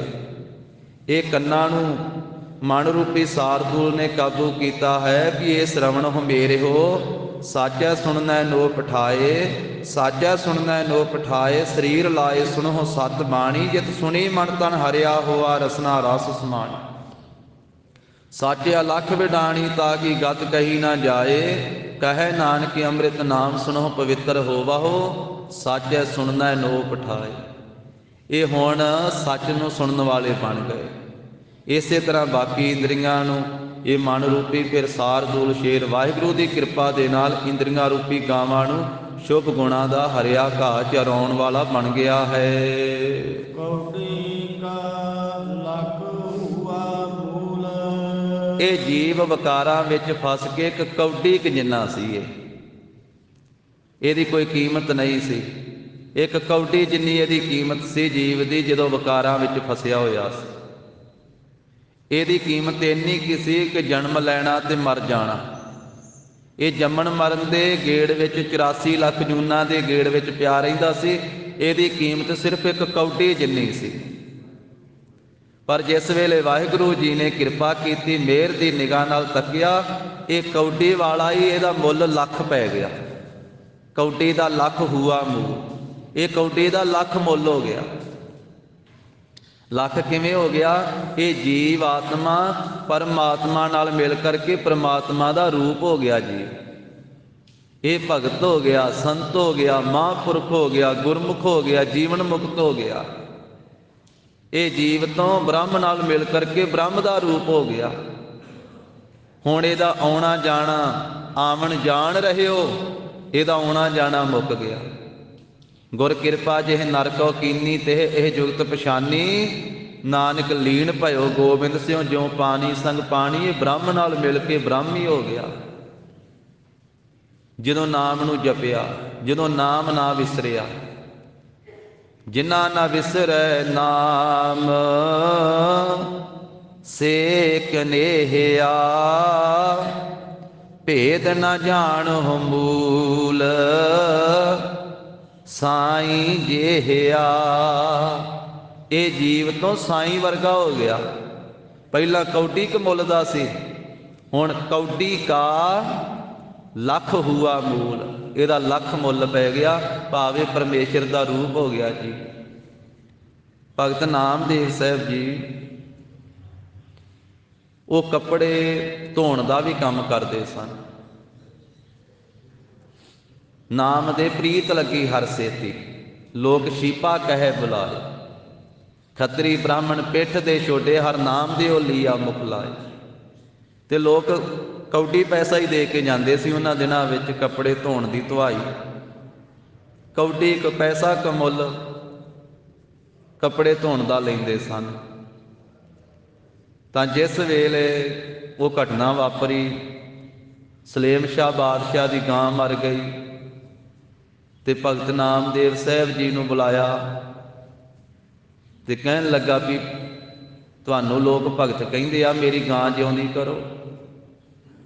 ਭਗਤ ਜੀ ਕਹਿਣ ਲੱਗੇ, ਮੇਰਾ ਕੀਆ ਕਛੂ ਨਾ ਹੋਏ, ਕਰ ਹੈ ਰਾਮ ਹੋਏ ਹੈ ਸੋਏ। ਜੋ ਰਾਮ ਕਰਦਾ ਉਹੀ ਹੁੰਦਾ, ਮੇਰਾ ਕੀਤਾ ਤੇ ਕੁਝ ਨਹੀਂ ਹੋਣਾ। ਉਹ ਬਾਦਸ਼ਾਹ ਕਹਿਣ ਲੱਗਾ, ਜਾਂ ਤੇ ਮੁਸਲਮਾਨ ਹੋ ਜਾ, ਜਾਂ ਮੇਰੀ ਗਾਂ ਜਿਉਂਦੀ ਕਰ, ਨਹੀਂ ਤੇ ਮਰਨ ਵਾਸਤੇ ਤਿਆਰ ਹੋ ਜਾ। ਤੈਨੂੰ 8 ਘੜੀਆਂ ਦੀ ਮੋਹਲਤ ਦਿੱਤੀ। 7 ਘੜੀਆਂ ਬੀਤ ਗਈਆਂ, ਹੁਣ 8ਵੀਂ ਘੜੀ ਵਿੱਚ ਕਹਿਣ ਲੱਗੇ ਵੀ ਨੰਗੀ ਤਲਵਾਰ ਲੈ ਕੇ ਸਿਪਾਹੀ ਪਾਸ ਖਲੋ ਗਿਆ, ਨਾਮਦੇਵ ਦਾ ਸੀਸ ਧੜ ਤੋਂ ਵੱਖਰਾ ਕਰ ਦੇਣਾ। 8ਵੀਂ ਘੜੀ ਵਿੱਚ ਪਰਮੇਸ਼ਰ ਨੇ ਨਾਮਦੇਵ ਨੂੰ ਦਰਸ਼ਨ ਦਿੱਤੇ ਤੇ ਕਿਹਾ ਵੀ ਦੱਸ ਨਾਮਦੇਵ, ਜੇ ਤੂੰ ਆਖੇ ਧਰਤੀ ਮੁੱਧੀ ਕਰ ਦਈਏ, ਜੇ ਤੂੰ ਆਖੇ ਧਰਤੀ ਬਾਦਸ਼ਾਹ ਦੇ ਉੱਤੇ ਰੱਖ ਕੇ ਇਹਨੂੰ ਥੱਲੇ ਗਰਕ ਕਰ ਦਈਏ। ਆਖਿਆ ਜੀ ਇਹ ਕੁਝ ਕਿਉਂ ਕਰਨਾ, ਇਹ ਗਾਂ ਮਰੀ ਜਿਉਂਦੀ ਕਰਨ ਵਾਸਤੇ ਕਹਿੰਦਾ, ਇਹਦੀ ਗਾਂ ਹੀ ਜਿਉਂਦੀ ਕਰ ਦੋ। ਗੁਰਬਾਣੀ 'ਚ ਪੰਕਤੀਆਂ, 7 ਘੜੀ ਜਬ ਬੀਤੀ ਸੁਣੀ, ਅਜੋ ਹੁਣ ਆਇਓ ਤੇਰੇ ਭਵਨ ਧਣੀ, ਪਾਖੰਤਨ ਬਾਜ ਬਜਾਏ ਲਾ, ਗਰੜ ਚੜੇ ਗੋਬਿੰਦ ਆਏ ਲਾ। ਤੇ ਆਖਿਆ, ਕਹਿ ਤਾਂ ਧਰਨ ਇਕੋਡੀ ਕਰੋ, ਕਹਿ ਤਾਂ ਲੇਕਰ ਉਪਰ ਧਰੋ, ਕਹਿ ਤਾਂ ਮੋਈ ਗਊ ਦਿਓ ਜੀ ਆਏ, ਸਭ ਕੋਈ ਦੇਖੈ ਪਤੀ ਆਏ। ਆਖਿਆ ਜੀ ਮਰੀ ਗਾਂ ਜਿਉਂਦੀ ਕਰ ਦਿਓ। ਇਹਦੀ ਮਰੀ ਗਾਂ ਜਿਉਂਦੀ ਕਰ ਦਿੱਤੀ ਪਰਮੇਸ਼ਰ ਨੇ। ਬਾਦਸ਼ਾਹ ਨਾਮਦੇਵ ਦੀ ਸ਼ਰਨ ਪਿਆ ਤੇ ਬਾਦਸ਼ਾਹ ਨੇ ਇੱਕ ਸੇਜਾ ਦਿੱਤੀ, ਸੇਜਾ ਸੋਨੇ ਦੀ, ਨਾਮਦੇਵ ਸਾਹਿਬ ਨੂੰ ਭੇਟ ਕੀਤੀ। ਨਾਮਦੇਵ ਸਾਹਿਬ ਜੀ ਨੇ ਉਪਦੇਸ਼ ਦਿੱਤਾ ਵੀ ਬਾਦਸ਼ਾਹ ਹੰਕਾਰ ਨਹੀਂ ਕਰਨਾ ਚਾਹੀਦਾ। ਜੇ ਪਰਮੇਸ਼ਰ ਨੇ ਤੈਨੂੰ ਬਾਦਸ਼ਾਹ ਬਣਾਇਆ ਤੇ ਪ੍ਰਜਾ ਨੂੰ ਸੁਖੀ ਰੱਖ, ਪ੍ਰਜਾ ਦੀ ਸੇਵਾ ਕਰ, ਹੰਕਾਰ ਨਹੀਂ ਕਰਨਾ ਚਾਹੀਦਾ। ਤੇ ਉਹ ਸੇਜਾ ਦਿੱਤੀ ਤੇ ਨਾਮਦੇਵ ਸਾਹਿਬ ਜੀ ਨੇ ਆਪਣੇ ਸ਼ਰਧਾਲੂਆਂ ਨੂੰ ਸੇਜਾ ਚੁਕਾ ਲਈ। ਸੋਨੇ ਦੀ ਸੇਜਾ ਸੀ। ਤੁਰੇ ਜਾਂਦੇ ਆ ਤੇ ਅੱਗੇ ਨਦੀ, ਤੇ ਕਹਿ ਦਿੱਤਾ ਵੀ ਨਦੀ 'ਚ ਸੁੱਟ ਦੋ ਆ ਜਿਹੜੀ ਸੋਨੇ ਦੀ ਸੇਜਾ। ਹੁਣ ਭਗਤ ਸੀ ਨਾ, ਨਾਮ ਨਾਲ ਸਾਂਝ ਬਣੀ ਹੋਈ, ਨਹੀਂ ਤੇ ਸੋਨਾ ਕੌਣ ਸੁੱਟਦਾ? ਸੰਸਾਰੀ ਨਹੀਂ ਬੰਦਾ ਸੁੱਟ ਸਕਦਾ, ਪਰ ਭਗਤ ਦੀ ਦ੍ਰਿਸ਼ਟੀ ਦੇ ਵਿੱਚ ਉਹੋ ਜਿਹੀ ਮਿੱਟੀ ਤੇ ਉਹੋ ਜਿਹਾ ਸੋਨਾ, ਉਹੋ ਜਿਹੀ ਮਿੱਟੀ ਤੇ ਉਹੋ ਜਿਹਾ ਹੀ ਸੋਨਾ ਇੱਕ ਸਮਾਨ। ਕੰਚਨ ਮਾਟੀ ਮਨ ਹੈ। ਤਾਂ ਉਹ ਜਦੋਂ ਸੋਨੇ ਦੀ ਸੇਜਾ ਨਦੀ 'ਚ ਸਟਾ ਦਿੱਤੀ, ਬਾਦਸ਼ਾਹ ਨੂੰ ਪਤਾ ਲੱਗਾ। ਨਾਮਦੇਵ ਸਾਹਿਬ ਨੂੰ ਫੇਰ ਬੁਲਾਇਆ, ਕਹਿਣ ਲੱਗੇ ਜੀ ਉਹ ਜਿਹੜੀ ਸੇਜਾ ਮੈਂ ਦਿੱਤੀ ਸੀ ਉਹ ਤਾਂ ਮੇਰੇ ਸਜਾਦਾ ਮੰਗਦਾ, ਉਹ ਵਾਪਸ ਕਰ ਦਿਓ, ਤੁਹਾਨੂੰ ਹੋਰ ਦੇ ਦਿੰਦੇ। ਤੇ ਭਗਤ ਨਾਮਦੇਵ ਸਾਹਿਬ ਕਹਿੰਦੇ ਕਿ ਉੱਥੇ ਨਦੀ 'ਚ ਸੁੱਟੀ, ਉੱਥੋਂ ਕਢਾ ਲਾ। ਜਿਸ ਵੇਲੇ ਕਹਿੰਦੇ ਨਦੀ ਦੇ ਵਿੱਚ ਸਿਪਾਹੀ ਵਾੜੇ ਤੇ ਇੱਕ ਦੀ ਥਾਂ ਤੇ 70 ਸੇਜਾਂ ਵੇਖੀਆਂ। ਉੱਥੇ ਇੱਕ ਦੀ ਥਾਂ ਤੇ ਸੋਨੇ ਦੀਆਂ 70 ਸੇਜਾਂ ਵੇਖੀਆਂ। ਵੀ ਪ੍ਰਭੂ ਦੀ ਭਗਤੀ ਦਾ ਹੀ ਪ੍ਰਤਾਪ ਹੈ ਕਿ ਜਿਸ ਨਾਮਦੇਵ ਸਾਹਿਬ ਨੂੰ ਲੋਕ ਉਹ ਕੱਪੜੇ ਧੋਣ ਦਾ ਕੋਈ ਕੌਡੀ ਦਿੰਦਾ, ਕੋਈ ਪੈਸਾ ਦਿੰਦਾ, ਉਹ ਨਾਮਦੇਵ ਸਾਹਿਬ ਜੀ ਨੇ ਸੋਨੇ ਦੀ ਸੇਜਾ ਵੀ ਲੋਕ ਭੇਟ ਕਰਦੇ, ਬਾਦਸ਼ਾਹ ਭੇਟ ਕਰਦੇ, ਤੇ ਉੱਥੇ ਸੁੱਟੀ ਅਤੇ ਅੱਗੇ 70 ਵੇਖੀਆਂ। ਕੌਡੀ ਕਾ ਲੱਖ ਹੂਆ ਮੂਲ। ਤੇ ਲੋਕ ਇਹ ਵੀ ਕਹਿੰਦੇ ਸਨ, ਜਿਹੜੇ ਈਰਖਾਲੂ ਆ, ਉਹ ਨਾਮਦੇਵ ਸਾਹਿਬ ਨੂੰ ਕਹਿੰਦੇ ਸੀ ਇਹ ਤਾਂ ਕੌਡੀ ਕ ਦਾ ਸ਼ਿੰਬਾ ਹੈ, ਇਹ ਤੇ ਅੱਧੀ ਕ ਕੌਡੀ ਦਾ ਸ਼ਿੰਬਾ, ਇਸ ਤਰ੍ਹਾਂ ਵੀ ਕਹਿੰਦੇ ਸੀ। ਪਰ ਧੰਨ ਗੁਰੂ ਅਰਜਨ ਦੇਵ ਸਾਹਿਬ ਮਹਾਰਾਜ ਦਾ ਬਚਨ ਆਉਂਦਾ ਵੀ ਗੋਬਿੰਦ ਗੋਬਿੰਦ ਗੋਬਿੰਦ ਸੰਗ ਨਾਮ ਦਿਓ ਮਨ ਲੀਣਾ, ਆਠ ਦਾਮ ਕੋ ਸ਼ੀਪਰੋ। ਆਠ ਕਹਿੰਦੇ ਕੌਡੀ ਨੂੰ ਜਾਂ ਅੱਧੀ ਕੌਡੀ। ਆਠ ਦਾਮ ਕੋ ਸ਼ੀਪਰੋ ਹੋਇਓ ਲਾਖੀਣਾ। ਪ੍ਰਭੂ ਦੇ ਨਾਲ ਆਪਣਾ ਮਨ ਲੀਨ ਕਰਕੇ ਨਾਮਦੇਵ, ਜਿਸ ਨੂੰ ਲੋਕ ਕੌਡੀ ਕ ਦਾ ਕਹਿੰਦੇ ਸੀ ਜਾਂ ਅੱਧੀ ਕ ਕੌਡੀ ਦਾ ਕਹਿੰਦੇ ਸੀ, ਉਹ ਲੱਖਾਂ ਦਾ ਹੋ ਗਿਆ। 1 ਲੱਖ ਦਾ ਨਹੀਂ, ਲੱਖਾਂ ਦਾ ਹੋ ਗਿਆ। ਸਤਿਗੁਰੂ ਕਹਿੰਦੇ ਭਾਈ ਪ੍ਰਭੂ ਦੀ ਭਗਤੀ ਦੇ ਨਾਲ ਜੁੜ ਕਰਕੇ, ਨਾਮ ਨਾਲ ਜੁੜ ਕੇ ਜਦੋਂ ਵਾਹਿਗੁਰੂ ਦੀ ਮਿਹਰ ਦੀ ਨਿਗਾਹ ਹੁੰਦੀ ਹੈ ਨਾ, ਤੇ 1 ਕੌਡੀ ਦਾ ਵੀ ਲੱਖ ਮੁੱਲ ਪੈ ਜਾਂਦਾ। ਕੌਡੀ ਤੋਂ ਭਾਵ ਜਿਹੜਾ ਕਿਸੇ ਕੰਮ ਦਾ ਨਹੀਂ, ਜਿਹਨੂੰ ਲੋਕ ਨਿਕੰਮਾ ਵੀ ਕਹਿੰਦੇ ਆ ਨਾ, ਜਿਸ ਨੀਚ ਨੂੰ ਕੋਈ ਜਾਣਦਾ ਨਹੀਂ, ਜੇ ਉਹ ਪ੍ਰਭੂ ਦੀ ਨਿਗਾਹ ਹੋ ਜਾਵੇ ਉਹਦੇ ਉੱਤੇ, ਤੇ ਕੌਡੀ ਦਾ ਲੱਖ ਰੁਪਏ ਮੁੱਲ ਵੀ ਪੈ ਜਾਂਦਾ। ਜਿਸ ਨੀਚ ਕਾ ਕੋਈ ਨਾ ਜਾਣੈ, ਨਾਮ ਜਪਤ ਉਹ ਚਹੁ ਕੁੰਟ ਮਾਨੈ। ਤਾਂ ਉਹ ਲੱਖਾਂ ਰੁਪਏ ਉਹਦਾ ਮੁੱਲ ਪੈ ਜਾਂਦਾ ਹੈ, ਭਾਵ ਉਹ ਬੇਕੀਮਤੀ ਹੋ ਜਾਂਦਾ ਹੈ, ਪ੍ਰਭੂ ਦਾ ਰੂਪ ਹੋ ਜਾਂਦਾ ਹੈ। ਬੱਕਰੀ ਕੋ ਹਸਤੀ ਪ੍ਰਤਪਾਲੇ। ਬੱਕਰੀ ਦੀ ਨਿਆਈ ਜਿਹੜੀ ਸਾਡੀ ਬਿਰਤੀ ਹੈ, ਉਸ ਨੂੰ ਹਸਤੀ ਪ੍ਰਤਪਾਲੇ। ਜਿਹੜਾ ਹੰਕਾਰ ਹੈ, ਹੰਕਾਰ ਨੂੰ ਹਾਥੀ ਆਖਿਆ ਹੈ। ਸੁਧ ਅਹੰ ਜਿਹੜਾ ਹੈ, ਸੁਧ ਅਹੰਕਾਰ ਹੈ, ਉਹ ਹੁਣ ਬਿਰਤੀ ਦੀ ਪ੍ਰਤਪਾਲਣਾ ਕਰਦਾ। ਹਸਤੀ ਤੋਂ ਭਾਵ ਜਿਹੜੇ ਵੱਡੇ ਹਨ, ਤੇ ਬੱਕਰੀ ਤੋਂ ਭਾਵ ਜਿਹੜੇ ਛੋਟੇ ਹਨ। ਜੇ ਭਾਈ ਵਾਹਿਗੁਰੂ ਦੀ ਮਿਹਰ ਹੋਵੇ ਤੇ ਜਿਹੜੇ ਹਾਥੀ ਵਰਗੇ ਵੱਡੇ ਵੱਡੇ ਆ, ਉਹ ਛੋਟਿਆਂ ਦੀ ਪ੍ਰਤਪਾਲਨਾ ਕਰਨ ਲੱਗ ਪੈਂਦੇ ਹਨ। ਆਪਣਾ ਪ੍ਰਭ ਨਦਰ ਨਿਹਾਲੇ। ਜਦੋਂ ਆਪਣਾ ਪ੍ਰਭੂ ਮਿਹਰ ਦੀ ਨਿਗਾਹ ਦੇ ਨਾਲ ਨਿਹਾਲੇ ਵੇਖਦਾ ਹੈ, ਨਿਹਾਲੇ ਨਾਲ ਵੇਖਣ ਦਾ ਹੈ। ਜਿਸ ਵੇਲੇ ਕਿਰਪਾ ਕਟਾਖ ਨਾਲ ਵੇਖਦਾ ਹੈ ਨਾ, ਕਿਰਪਾ ਕਟਾਖ ਅਵਲੋਕਨ ਕੀਨੋ ਦਾਸ ਕਾ ਦੁਖ ਬਿਦਾਰਿਓ, ਤੇ ਫਿਰ ਬੱਕਰੀ ਦੀ ਨਿਆਈ ਜਿਹੜੇ ਕਮਜ਼ੋਰ ਹਨ, ਉਹਨਾਂ ਦੀ ਪ੍ਰਤਪਾਲਨਾ ਹਾਥੀਆਂ ਤੋਂ ਵੀ ਕਰਵਾ ਦਿੰਦਾ ਹੈ, ਵੱਡਿਆਂ ਤੋਂ ਵੀ ਕਰਵਾ ਦਿੰਦਾ ਹੈ। ਕਿਰਪਾ ਨਿਧਾਨ ਪ੍ਰੀਤਮ ਪ੍ਰਭ ਮੇਰੇ। ਹੇ ਕਿਰਪਾ ਦੇ ਖਜ਼ਾਨੇ ਮੇਰੇ ਪ੍ਰਭੂ ਜੀ, ਮੇਰੇ ਪ੍ਰੀਤਮ ਜੀ, ਬਹੁਤੇ ਪ੍ਰੇਮ ਕਰਨ ਵਾਲੇ ਵਾਹਿਗੁਰੂ ਜੀ। ਵਰਨਾ ਨਾਸਾ ਕਹੋ ਗੁਣ ਤੇਰੇ। ਮੈਂ ਆਪਣੀ ਰਸਨਾ ਦੇ ਨਾਲ ਵਰਣਨ ਹੀ ਨਹੀਂ ਕਰ ਸਕਦਾ ਹਾਂ, ਆਪ ਜੀ ਦੇ ਬਹੁਤੇ ਗੁਣ ਹਨ। ਇਸ ਕਰਕੇ ਇੱਕ ਜੀਵ ਦੇ ਨਾਲ ਆਪ ਜੀ ਦੇ ਬੇਅੰਤ ਜਸ, ਬੇਅੰਤ ਗੁਣ, ਬੇਅੰਤ ਪਰਉਪਕਾਰ, ਉਹ ਵਰਣਨ ਹੀ ਨਹੀਂ ਕੀਤੇ ਜਾ ਸਕਦੇ। ਗੁਣ ਨਾਮ ਜਸ ਦਾ ਵੀ ਹੈ, ਗੁਣ ਨਾਮ ਵਡਿਆਈਆਂ ਦਾ ਹੁੰਦਾ ਹੈ, ਤੇ ਗੁਣ ਨਾਮ ਪਰਉਪਕਾਰਾਂ ਦਾ ਵੀ ਹੈ। ਇਹ ਪ੍ਰਭੂ ਆਪ ਜੀ ਦੇ ਸਾਡੇ ਜੀਵਾਂ ਤੇ ਕੀਤੇ ਹੋਏ ਬਹੁਤੇ ਗੁਣ ਹਨ, ਬਹੁਤੇ ਪਰਉਪਕਾਰ ਹਨ। ਜਿਵੇਂ ਮਹਾਰਾਜ ਨੇ ਸੁਖਮਨੀ ਸਾਹਿਬ ਚ ਆਖਿਆ ਨਾ, ਰਾਮਈਆ ਕੇ ਗੁਣ ਚੇਤ ਪ੍ਰਾਨੀ, ਉੱਥੇ ਗੁਣ ਨਾਮ ਹੈ ਪਰਉਪਕਾਰਾਂ ਦਾ, ਕਿ ਪਰਮੇਸ਼ਰ ਦੇ ਪਰਉਪਕਾਰਾਂ ਨੂੰ ਹੇ ਜੀਵ ਚੇਤੇ ਕਰ। ਰਾਮਈਆ ਕੇ ਗੁਣ ਚੇਤ ਪ੍ਰਾਨੀ, ਕਵਣ ਮੂਲ ਤੇ ਕਵਣ ਦ੍ਰਿਸ਼ਟਾਨੀ। ਤੇਰਾ ਮੂਲ ਕੀ ਸੀ, ਤੈਨੂੰ ਕੀ ਬਣਾ ਦਿੱਤਾ, ਕਿਸ ਮੁੱਢ ਤੋਂ ਕਿਆ ਸੋਹਣਾ ਤੇਰਾ ਸਰੀਰ ਬਣਾ ਕੇ ਸੰਸਾਰ ਵਿੱਚ ਤੈਨੂੰ ਪ੍ਰਗਟ ਕਰ ਦਿੱਤਾ। ਉਸ ਰਾਮਈਆ ਦੇ, ਸੋਹਣੇ ਰਾਮ ਦੇ, ਵਿਆਪਕ ਰਾਮ ਦੇ ਪਰਉਪਕਾਰਾਂ ਨੂੰ ਚੇਤੇ ਕਰ। ਰਾਮਈਆ ਕੇ ਗੁਣ ਚੇਤ ਪ੍ਰਾਨੀ, ਕਵਣ ਮੂਲ ਤੇ ਕਵਣ ਦ੍ਰਿਸ਼ਟਾਨੀ। ਜਿਨ ਤੂੰ ਸਾਜ ਸਵਾਰ ਸੀ ਗਾਰਿਆ, ਜਿਹਨੇ ਤੈਨੂੰ ਸਾਜਿਆ ਵੀ, ਸਵਾਰਿਆ ਵੀ, ਤੈਨੂੰ ਸ਼ਿੰਗਾਰਿਆ। ਗਰਭ ਅਗਨ ਮਹਿ ਜਿਨਹਿ ਉਬਾਰਿਆ, ਗਰਭ ਦੀ ਅਗੜੀ ਵਿੱਚ ਵੀ ਤੈਨੂੰ ਬਚਾਇਆ। ਫਿਰ ਜਨਮ ਦਿੱਤਾ, ਫਿਰ ਬਚਪਨ ਦੇ ਵਿੱਚ ਤੇਰੀ ਪ੍ਰਤਪਾਲਨਾ ਕੀਤੀ, ਜਵਾਨੀ ਵਿੱਚ, ਬਿਰਧ ਅਵਸਥਾ ਵਿੱਚ ਪ੍ਰਤਪਾਲਨਾ ਕੀਤੀ। ਬਾਰ ਵਿਵਸਥਾ ਤੁਝੇ ਪਿਆਰ ਹੈ, ਦੁੱਧ ਪੀਣ ਵਾਸਤੇ ਦੁੱਧ ਦਿੱਤਾ ਬਚਪਨ ਵਿੱਚ। ਭਰ ਜੋਬਨ ਭੋਜਨ ਸੁਖ ਸੂਧ। ਜੋਬਨ ਵਿੱਚ ਤੂੰ ਜਦੋਂ ਭਰਿਆ, ਭਰ ਜਵਾਨੀ ਵਿੱਚ ਹੋਇਆ, ਤੈਨੂੰ ਭੋਜਨ ਵੀ ਦਿੱਤੇ ਛਕਣ ਵਾਸਤੇ, ਤੈਨੂੰ ਸਾਰੀ ਸਮਝ ਵੀ ਦਿੱਤੀ। ਬਿਰਧ ਭਇਆ ਉੱਪਰ ਸਾਕ ਸੈਨ, ਜਦੋਂ ਤੂੰ ਬਿਰਧ ਅਵਸਥਾ ਵਿੱਚ ਹੋ ਗਿਆ ਤੇ ਤੈਨੂੰ ਸਾਂਭਣ ਵਾਲੇ ਸਾਕ ਸੰਬੰਧੀ ਵੀ ਦਿੱਤੇ। ਮੁੱਖ ਪਿਆਓ ਬੈਠ ਤੋ ਦੈਣ, ਬੈਠੇ ਨੂੰ ਤੇਰੇ ਮੁੱਖ ਵਿੱਚ ਭੋਜਨ ਪਾਉਣ ਵਾਲੇ ਦਿੱਤੇ। ਇਹ ਤੇਰੇ ਤੇ ਸਾਰੇ ਗੁਣ ਕੀਤੇ, ਪਰ ਉਪਕਾਰ ਕੀਤੇ। ਇਹੋ ਨਿਰਗੁਣ ਗੁਣ ਕਛੂ ਨਾ ਬੂਝੈ, ਬਖਸ਼ ਲੇਹੋ ਤਉ ਨਾਨਕ ਸੀਜੈ। ਤਾਂ ਮਹਾਰਾਜ ਕਹਿੰਦੇ, ਹੇ ਪ੍ਰਭੂ ਜੀ, ਆਪ ਜੀ ਦੇ ਬੇਅੰਤੀ ਗੁਣ, ਬੇਅੰਤੀ ਜਸ ਹੈ ਤੇ ਬੇਅੰਤੀ ਆਪ ਜੀ ਦੇ ਪਰਿਉਪਕਾਰ ਹਨ ਸਾਡੇ ਤੇ ਕੀਤੇ ਹੋਏ, ਮੈਂ ਵਰਣਨ ਨਹੀਂ ਕਰ ਸਕਦਾ ਹਾਂ। ਵਿਸਰਾਮ ਦੇ ਕੇ ਫਰਮਾਉਂਦੇ ਹਨ,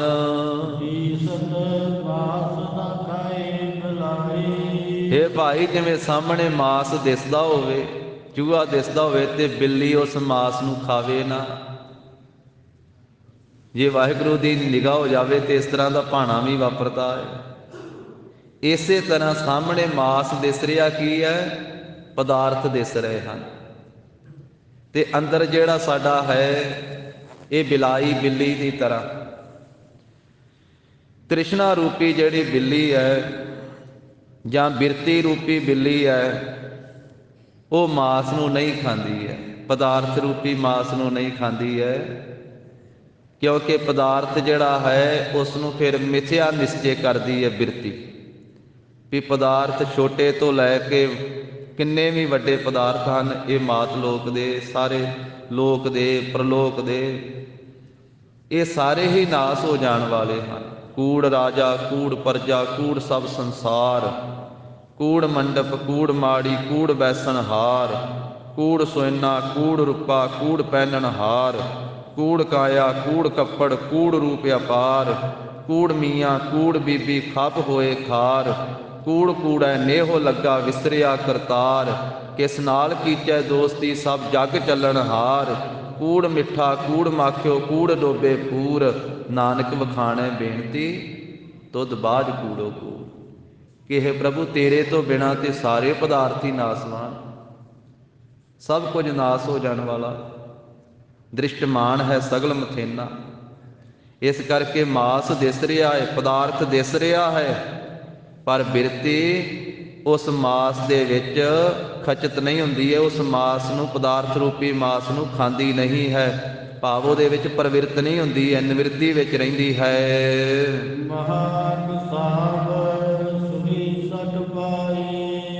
ਜਿਵੇਂ ਵਾਹਿਗੁਰੂ ਦੀ ਕਿਰਪਾ ਹੋਵੇ ਤੇ ਵੱਡਾ ਕਸਾਈ ਜਿਹੜਾ ਕਸਾਈ ਪੁਣਾ ਛੱਡ ਕੇ ਤੇ ਆਪਣੀ ਛੁਰੀ ਜਿਹਦੇ ਨਾਲ ਬੱਕਰੇ ਛਤਰੇ ਵੱਢਦਾ ਉਹਨੂੰ ਸੁੱਟ ਦਿੰਦਾ ਹੈ, ਇਸੇ ਤਰ੍ਹਾਂ ਵੱਡਾ ਕਸਾਈ ਕਿਹੜਾ ਹੈ? ਕ੍ਰੋਧ। ਕ੍ਰੋਧ ਨੂੰ ਵੱਡਾ ਕਸਾਈ ਆਖਿਆ, ਗੁੱਸਾ, ਇਹ ਮਹਾ ਕਸਾਬ ਹੈ। ਕ੍ਰੋਧ ਰੂਪੀ ਵੱਡੇ ਕਸਾਈ ਨੇ ਆਪਣੀ ਹੱਥੋਂ ਆਪਣੀ ਛੁਰੀ ਹੀ ਸੁੱਟ ਦਿੱਤੀ, ਭਾਵੇਂ ਨਿਮਰਤਾ ਵਿੱਚ ਆ ਗਿਆ, ਕਸਾਈ ਪੁਣਾ ਛੱਡ ਦਿੱਤਾ ਕ੍ਰੋਧ ਨੇ। ਕਿਉਂਕਿ ਜਦੋਂ ਕ੍ਰੋਧ ਆਉਂਦਾ ਨਾ, ਭਰਤਰੀ ਜੀ ਦਾ ਬਚਨ ਹੈ, ਜੋ ਗੋਰਖਨਾਥ ਦਾ ਚੇਲਾ ਸੀ ਭਰਤਰੀ ਜੋਗੀ, ਰਾਜੇ ਬਿਕਰਮਾਜੀਤ ਦਾ ਭਰਾ ਸੀ, ਤੇ ਸਤਿਗੁਰੂ ਨਾਨਕ ਦੇਵ ਸਾਹਿਬ ਜੀ ਦੇ ਨਾਲ ਵੀ ਮਿਲਾਪ ਹੋਇਆ, ਤੇ ਭਰਤਰੀ ਦਾ ਨਾਮ ਲੈ ਕੇ ਉਪਦੇਸ਼ ਦਿੱਤਾ। ਆਸਾ ਰਾਗ ਵਿੱਚ ਸ਼ਬਦ ਅੰਕਿਤ ਹਨ ਜਗਤ ਗੁਰੂ ਜੀ ਦੇ। ਆਪਣੇ ਗ੍ਰੰਥਾਂ ਵਿੱਚ ਜੋਗੀ ਭਰਤਰੀ ਜੀ ਨੇ ਕ੍ਰੋਧ ਦਾ ਜ਼ਿਕਰ ਕਰਦਿਆਂ ਆਖਿਆ ਵੀ ਕ੍ਰੋਧ ਕਹਿੰਦਾ ਜਦੋਂ ਮੈਂ ਬੰਦੇ ਦੇ ਵਿੱਚ ਆ ਜਾਂਦਾ ਨਾ, ਜਦੋਂ ਇਨਸਾਨ ਵਿੱਚ ਮੈਂ ਆ ਜਾਂਦਾ ਤੇ ਅੱਖਾਂ ਵਾਲਿਆਂ ਨੂੰ ਅੰਨੇ ਕਰ ਦਿੰਦਾ, ਫਿਰ ਮੈਂ ਤੇ ਕੰਨਾਂ ਵਾਲਿਆਂ ਨੂੰ ਬੋਲੇ ਕਰ ਦਿੰਦਾ। ਐਡਾ ਵੱਡਾ ਕਸਾਈ ਆ ਕ੍ਰੋਧ। ਜਦੋਂ ਗੁੱਸਾ ਆਇਆ ਹੋਵੇ ਨਾ ਬੰਦੇ ਨੂੰ ਤੇ ਉਦੋਂ ਕਹਿੰਦਾ ਪਾਸੇ ਹਟ ਜਾਓ, ਮੈਨੂੰ ਨਹੀਂ ਦੀਦਾ ਕੁਝ, ਹੁਣ ਪਾਸੇ ਹਟ ਜਾਓ, ਮੈਨੂੰ ਨਹੀਂ ਦਿਸਦਾ ਕੁਝ। ਤੇ ਉਹ ਲੜਾਈ ਤੋਂ ਰੋਕਣ ਵਾਸਤੇ ਕੋਈ ਯਤਨ ਕਰਨ, ਵੀ ਫੜਨ ਦਾ ਯਤਨ ਕਰਨ, ਕੋਈ ਸਮਝਾਉਣ ਦਾ ਯਤਨ ਕਰਨ, ਕਹਿੰਦਾ ਮੈਨੂੰ ਹੁਣ ਸੁਣਦਾ ਵੀ ਨਹੀਂ, ਤੁਸੀਂ ਪਾਸੇ ਹਟ ਜਾਓ। ਹੁੰਦਾ ਥੋੜ੍ਹੇ ਚਿਰ ਦਾ ਹੀ ਉਬਾਲਾ ਹੈ, ਬਾਅਦ 'ਚ ਠੰਡਾ ਹੋ ਜਾਂਦਾ। ਤਾਂ ਅੱਖਾਂ ਵਾਲਿਆਂ ਨੂੰ ਉਹ ਜੋਗੀ ਭਰਤਰੀ ਜੀ ਕਹਿੰਦੇ ਵੀ ਕ੍ਰੋਧ ਕਹਿੰਦਾ, ਗੁੱਸਾ ਕਹਿੰਦਾ, ਅੰਧ ਕਰੂੰ ਦ੍ਰਿਗਵੰਤਨ ਕੋ ਸੁਰਤਵੰਤਨ ਕੋ ਬਦਰੋ ਕਰ ਡਾਰੋ। ਅੱਖਾਂ ਵਾਲਿਆਂ ਨੂੰ ਅੰਨਾ ਕਰ ਸੁੱਟਦਾ ਤੇ ਕੰਨਾਂ ਵਾਲਿਆਂ ਨੂੰ ਮੈਂ ਬੋਲਾ ਕਰ ਦਿੰਦਾ ਜਦੋਂ ਮੈਂ ਆ ਜਾਂਦਾ ਫਿਰ ਇਨਸਾਨ ਦੇ ਵਿੱਚ। ਤੇ ਉਹ ਜਿਹੜਾ ਵੱਡਾ ਕਸਾਈ ਪੁਣਾ ਹੈ ਨਾ, ਕ੍ਰੋਧ ਹੈ, ਉਹਨੇ ਵੀ ਆਪਣੀ ਇਹ ਗੁੱਸੇ ਵਾਲੀ ਜਿਹੜੀ ਹੈ ਛੁਰੀ ਉਹ ਸੁੱਟ ਦਿੱਤੀ ਹੈ। ਭਾਵ ਗੁਰੂ ਕੀ ਕਿਰਪਾ ਹੋਵੇ ਤੇ ਕ੍ਰੋਧ ਦੀ ਨਿਵਰਤੀ ਹੋ ਜਾਂਦੀ ਤੇ ਇਨਸਾਨ ਨਿਮਰਤਾ ਵਿੱਚ ਆ ਜਾਂਦਾ ਹੈ।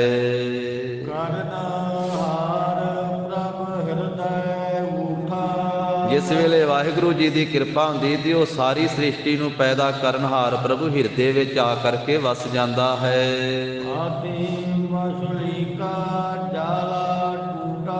ਇਹ ਜੀਵ ਇੱਕ ਮਛਲੀ ਦੀ ਤਰ੍ਹਾਂ ਹੈ ਤੇ ਮੋਹ ਰੂਪੀ ਜਾਲ ਦੇ ਵਿੱਚ ਫਸੀ ਹੋਈ ਇਹ ਮਛਲੀ ਹੈ। ਮੋਹ ਰੂਪੀ ਜਾਲੀ ਦੇ ਵਿੱਚ ਇਹ ਜੀਵ ਰੂਪੀ ਮਛਲੀ ਫਸੀ ਹੋਈ ਹੈ। ਜਦੋਂ ਵਾਹਿਗੁਰੂ ਦੀ ਕਿਰਪਾ ਹੁੰਦੀ ਹੈ ਤੇ ਜੀਵ ਰੂਪੀ ਮਛਲੀ ਦਾ ਮੋਹ ਰੂਪੀ ਜਾਲਾ ਟੁੱਟ ਜਾਂਦਾ ਹੈ। ਫਿਰ ਇਹ ਮੋਹ ਚੋਂ ਬਾਹਰ ਹੋ ਜਾਂਦਾ ਹੈ, ਮੋਹ ਤੋਂ ਰਹਿਤ ਹੋ ਜਾਂਦਾ ਹੈ। ਰਹਿੰਦਾ ਪਰਿਵਾਰ ਵਿੱਚ ਹੀ ਹੈ, ਰਹਿੰਦਾ ਸੰਸਾਰ ਵਿੱਚ ਹੀ ਹੈ, ਕਿਰਤ ਵੀ ਕਰਦਾ ਹੈ, ਜ਼ਿੰਮੇਵਾਰੀਆਂ ਵੀ ਨਿਭਾਉਂਦਾ ਹੈ, ਸਭ ਕੁਝ ਕਰਦਾ ਹੈ। ਪਰ ਫਿਰ ਗੁਰੂ ਕਾ ਬਚਨ ਇਹਦੇ ਹਿਰਦੇ ਵਸ ਜਾਂਦਾ। ਇਹ ਮਨ ਪਿਆਰਿਆ ਤੂੰ ਸਦਾ ਸੱਚ ਸੰਭਾਲੇ, ਇਹੋ ਕੁਟੰਬ ਤੂੰ ਜੇ ਦੇਖਦਾ ਚੱਲੇ ਨਾ ਹੀ ਤੇਰੇ ਨਾਲੇ। ਇਹ ਪਰਿਵਾਰ ਨੇ ਨਾਲ ਨਹੀਂ ਜਾਣਾ, ਨਾ ਨਾਲ ਆਇਆ ਤੇ ਨਾ ਨਾਲ ਜਾਣਾ। ਸਾਥ ਤੇਰਾ ਚੱਲੇ ਨਾਹੀ ਤਿਸ ਨਾਲ ਕਿਉਂ ਚਿੱਤ ਲਾਈਐ, ਫਿਰ ਚਿੱਤ ਗੁਰੂ ਸ਼ਬਦ ਨਾਲ ਲੱਗ ਜਾਂਦਾ। ਐਸਾ ਕੰਮ ਮੂਲੇ ਨਾ ਕੀਚੈ ਜੇ ਅੰਤ ਪਛੋਤਾਈਐ। ਸਤਿਗੁਰੂ ਕਾ ਉਪਦੇਸ਼ ਸੁਣ ਤੂੰ ਹੋਵੈ ਤੇਰਾ ਨਾਲੇ, ਕਹੈ ਨਾਨਕ ਮਨ ਪਿਆਰੇ ਤੂੰ ਸਦਾ ਸੱਚ ਸੰਭਾਲੇ। ਇਹ ਫਸੀ ਹੋਈ ਜੀਵ ਮਛਲੀ ਦਾ ਫਿਰ ਮੋਹ ਰੂਪੀ ਜਾਲਾ ਟੁੱਟ ਜਾਂਦਾ ਹੈ।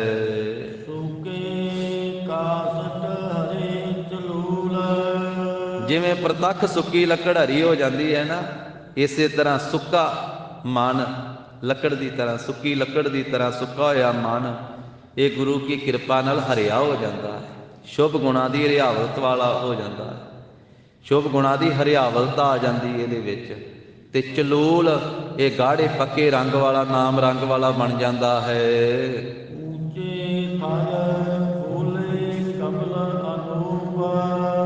ਉੱਚਾ ਥਾਲ ਫੂਲੇ ਕਮਲ ਅਨੂਪ। ਜਿਵੇਂ ਵਾਹਿਗੁਰੂ ਨੂੰ ਭਾਵੇ ਤੇ ਉੱਚੇ ਥਾਂ ਦੇ ਉੱਤੇ ਬਹੁਤੀ ਉਪਮਾ ਵਾਲਾ ਕਮਲ ਫੁੱਲ ਉੱਗ ਪੈਂਦਾ ਪਹਾੜੀ ਆਦਿਕ ਦੇ ਉੱਤੇ। ਇਸੇ ਤਰ੍ਹਾਂ ਉੱਚੇ ਥਲ ਤੋਂ ਭਾਵ ਹੈ ਜਿਹੜਾ ਖੁਸ਼ਕ ਥਾਂ ਹੈ, ਖੁਸ਼ਕ ਹਿਰਦਾ ਜਿਹਦੇ ਵਿੱਚ ਨਾਸਤਿਕਤਾ ਪੈਦਾ ਹੋਈ ਹੈ, ਜਿਹੜਾ ਨਾ ਗੁਰੂ ਸਾਹਿਬ ਜੀ ਨੂੰ ਮੰਨਦਾ ਹੈ, ਨਾ ਪਰਮੇਸ਼ਰ ਨੂੰ ਮੰਨਦਾ, ਨਾ ਗੁਰੂ ਕੇ ਪਿਆਰੇ ਭਗਤਾਂ ਨੂੰ, ਗੁਰਮੁਖਾਂ ਨੂੰ, ਗੁਰਸਿੱਖਾਂ ਦੇ ਉੱਤੇ ਸ਼ਰਧਾ ਰੱਖਦਾ। ਸੁੱਕਾ ਹੋਇਆ ਜਿਹੜਾ ਹਿਰਦਾ ਹੈ ਸੁੱਕੇ ਥਲ ਦੀ ਤਰ੍ਹਾਂ, ਉੱਚੇ ਥਲ ਦੀ ਤਰ੍ਹਾਂ ਆਪ ਖੁਦਰਾ ਹੀ ਉੱਚਾ ਬਣਿਆ ਫਿਰਦਾ, ਉੱਚਾ ਪਹਾੜ ਹੀ ਬਣਿਆ ਫਿਰਦਾ, ਉੱਚਾ ਟਿੱਲਾ ਹੀ ਬਣਿਆ ਫਿਰਦਾ। ਉੱਚੇ ਥਲ ਰੂਪੇ ਉੱਚੇ ਇਹ ਖੁਸ਼ਕ ਨਾਸਤਿਕ ਹਿਰਦੇ ਦੇ ਵਿੱਚ ਸ਼ੁਭ ਗੁਣਾਂ ਦਾ ਕਮਲ ਫੁੱਲ ਪੈਦਾ ਹੋ ਜਾਂਦਾ। ਅਨੂਪ ਬੇਅੰਤ ਉਪਮਾ ਵਾਲਾ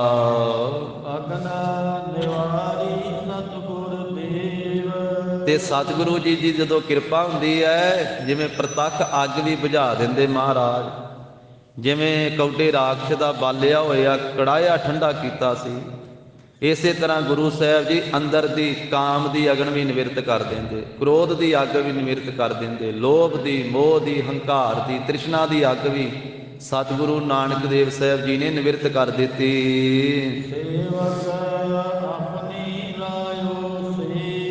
ਤੇ ਸੇਵਕ ਨੂੰ ਆਪਣੀ ਸੇਵਾ ਦੇ ਵਿੱਚ ਸੇਵਾਦਾਰ ਬਣਾ ਕੇ ਮਹਾਰਾਜ ਨੇ ਲਾ ਲੈਣਾ ਕੀਤਾ ਜਦੋਂ ਬਖਸ਼ਿਸ਼ ਕੀਤੀ।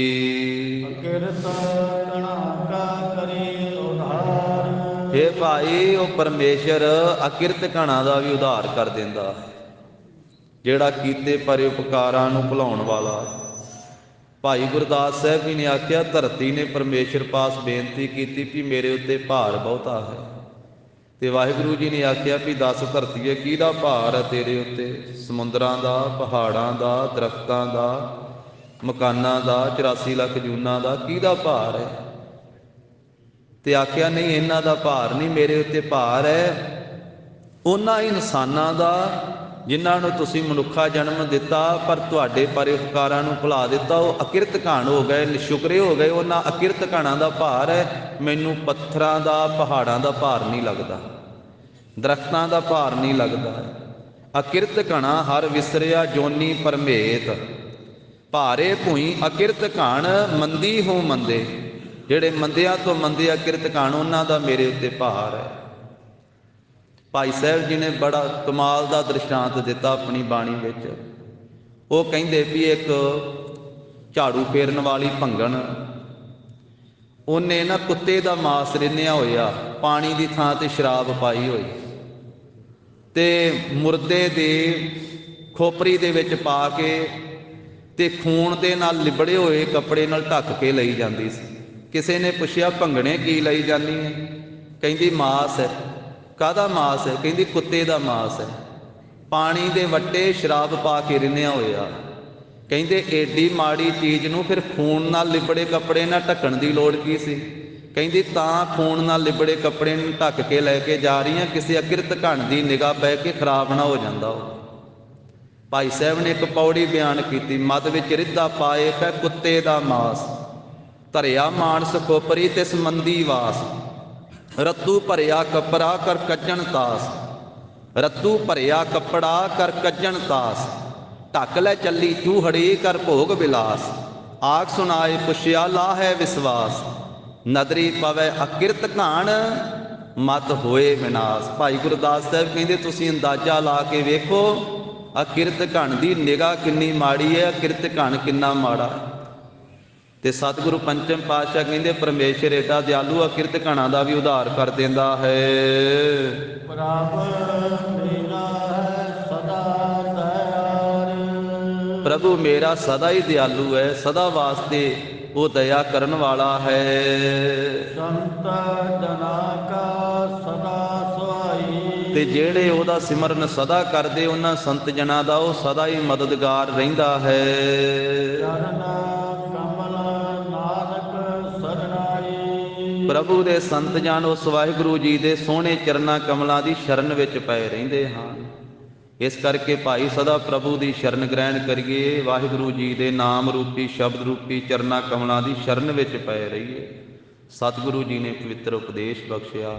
ਗੁਰੂ ਜੀ ਕੀ ਅਗਾਧ ਬੋਧ ਬਾਣੀ ਕੀ ਵਿਚਾਰ ਸਾਂਝੀ ਕਰਦਿਆਂ ਹੋਈਆਂ ਭੁੱਲਾਂ ਚੁੱਕਾਂ ਦੀ ਸਤਿਗੁਰੂ ਜੀ ਗੁਰ ਸੰਗਤ ਜੀ ਖਿਮਾ ਦੇਣੀ। ਦੇਹੋ ਸੱਜਣ ਅਸੀਸ ਅੜੀਆਂ, ਜਿਉ ਹੋਵੈ ਸਾਹਿਬ ਸਿਉ ਮੇਲ। ਅਕਿਰਤ ਘਣਾ ਕਾ ਕਰੇ ਉਧਾਰ, ਪ੍ਰਭ ਮੇਰਾ ਹੈ ਸਦਾ ਦਇਆਰ। ਸੰਤ ਜਨਾ ਕਾ ਸਦਾ ਸਹਾਈ, ਚਰਨ ਕਮਲ ਨਾਨਕ ਸਰਨਾਈ। ਵਾਹਿਗੁਰੂ ਜੀ ਕਾ ਖਾਲਸਾ, ਵਾਹਿਗੁਰੂ ਜੀ ਕੀ ਫਤਿਹ।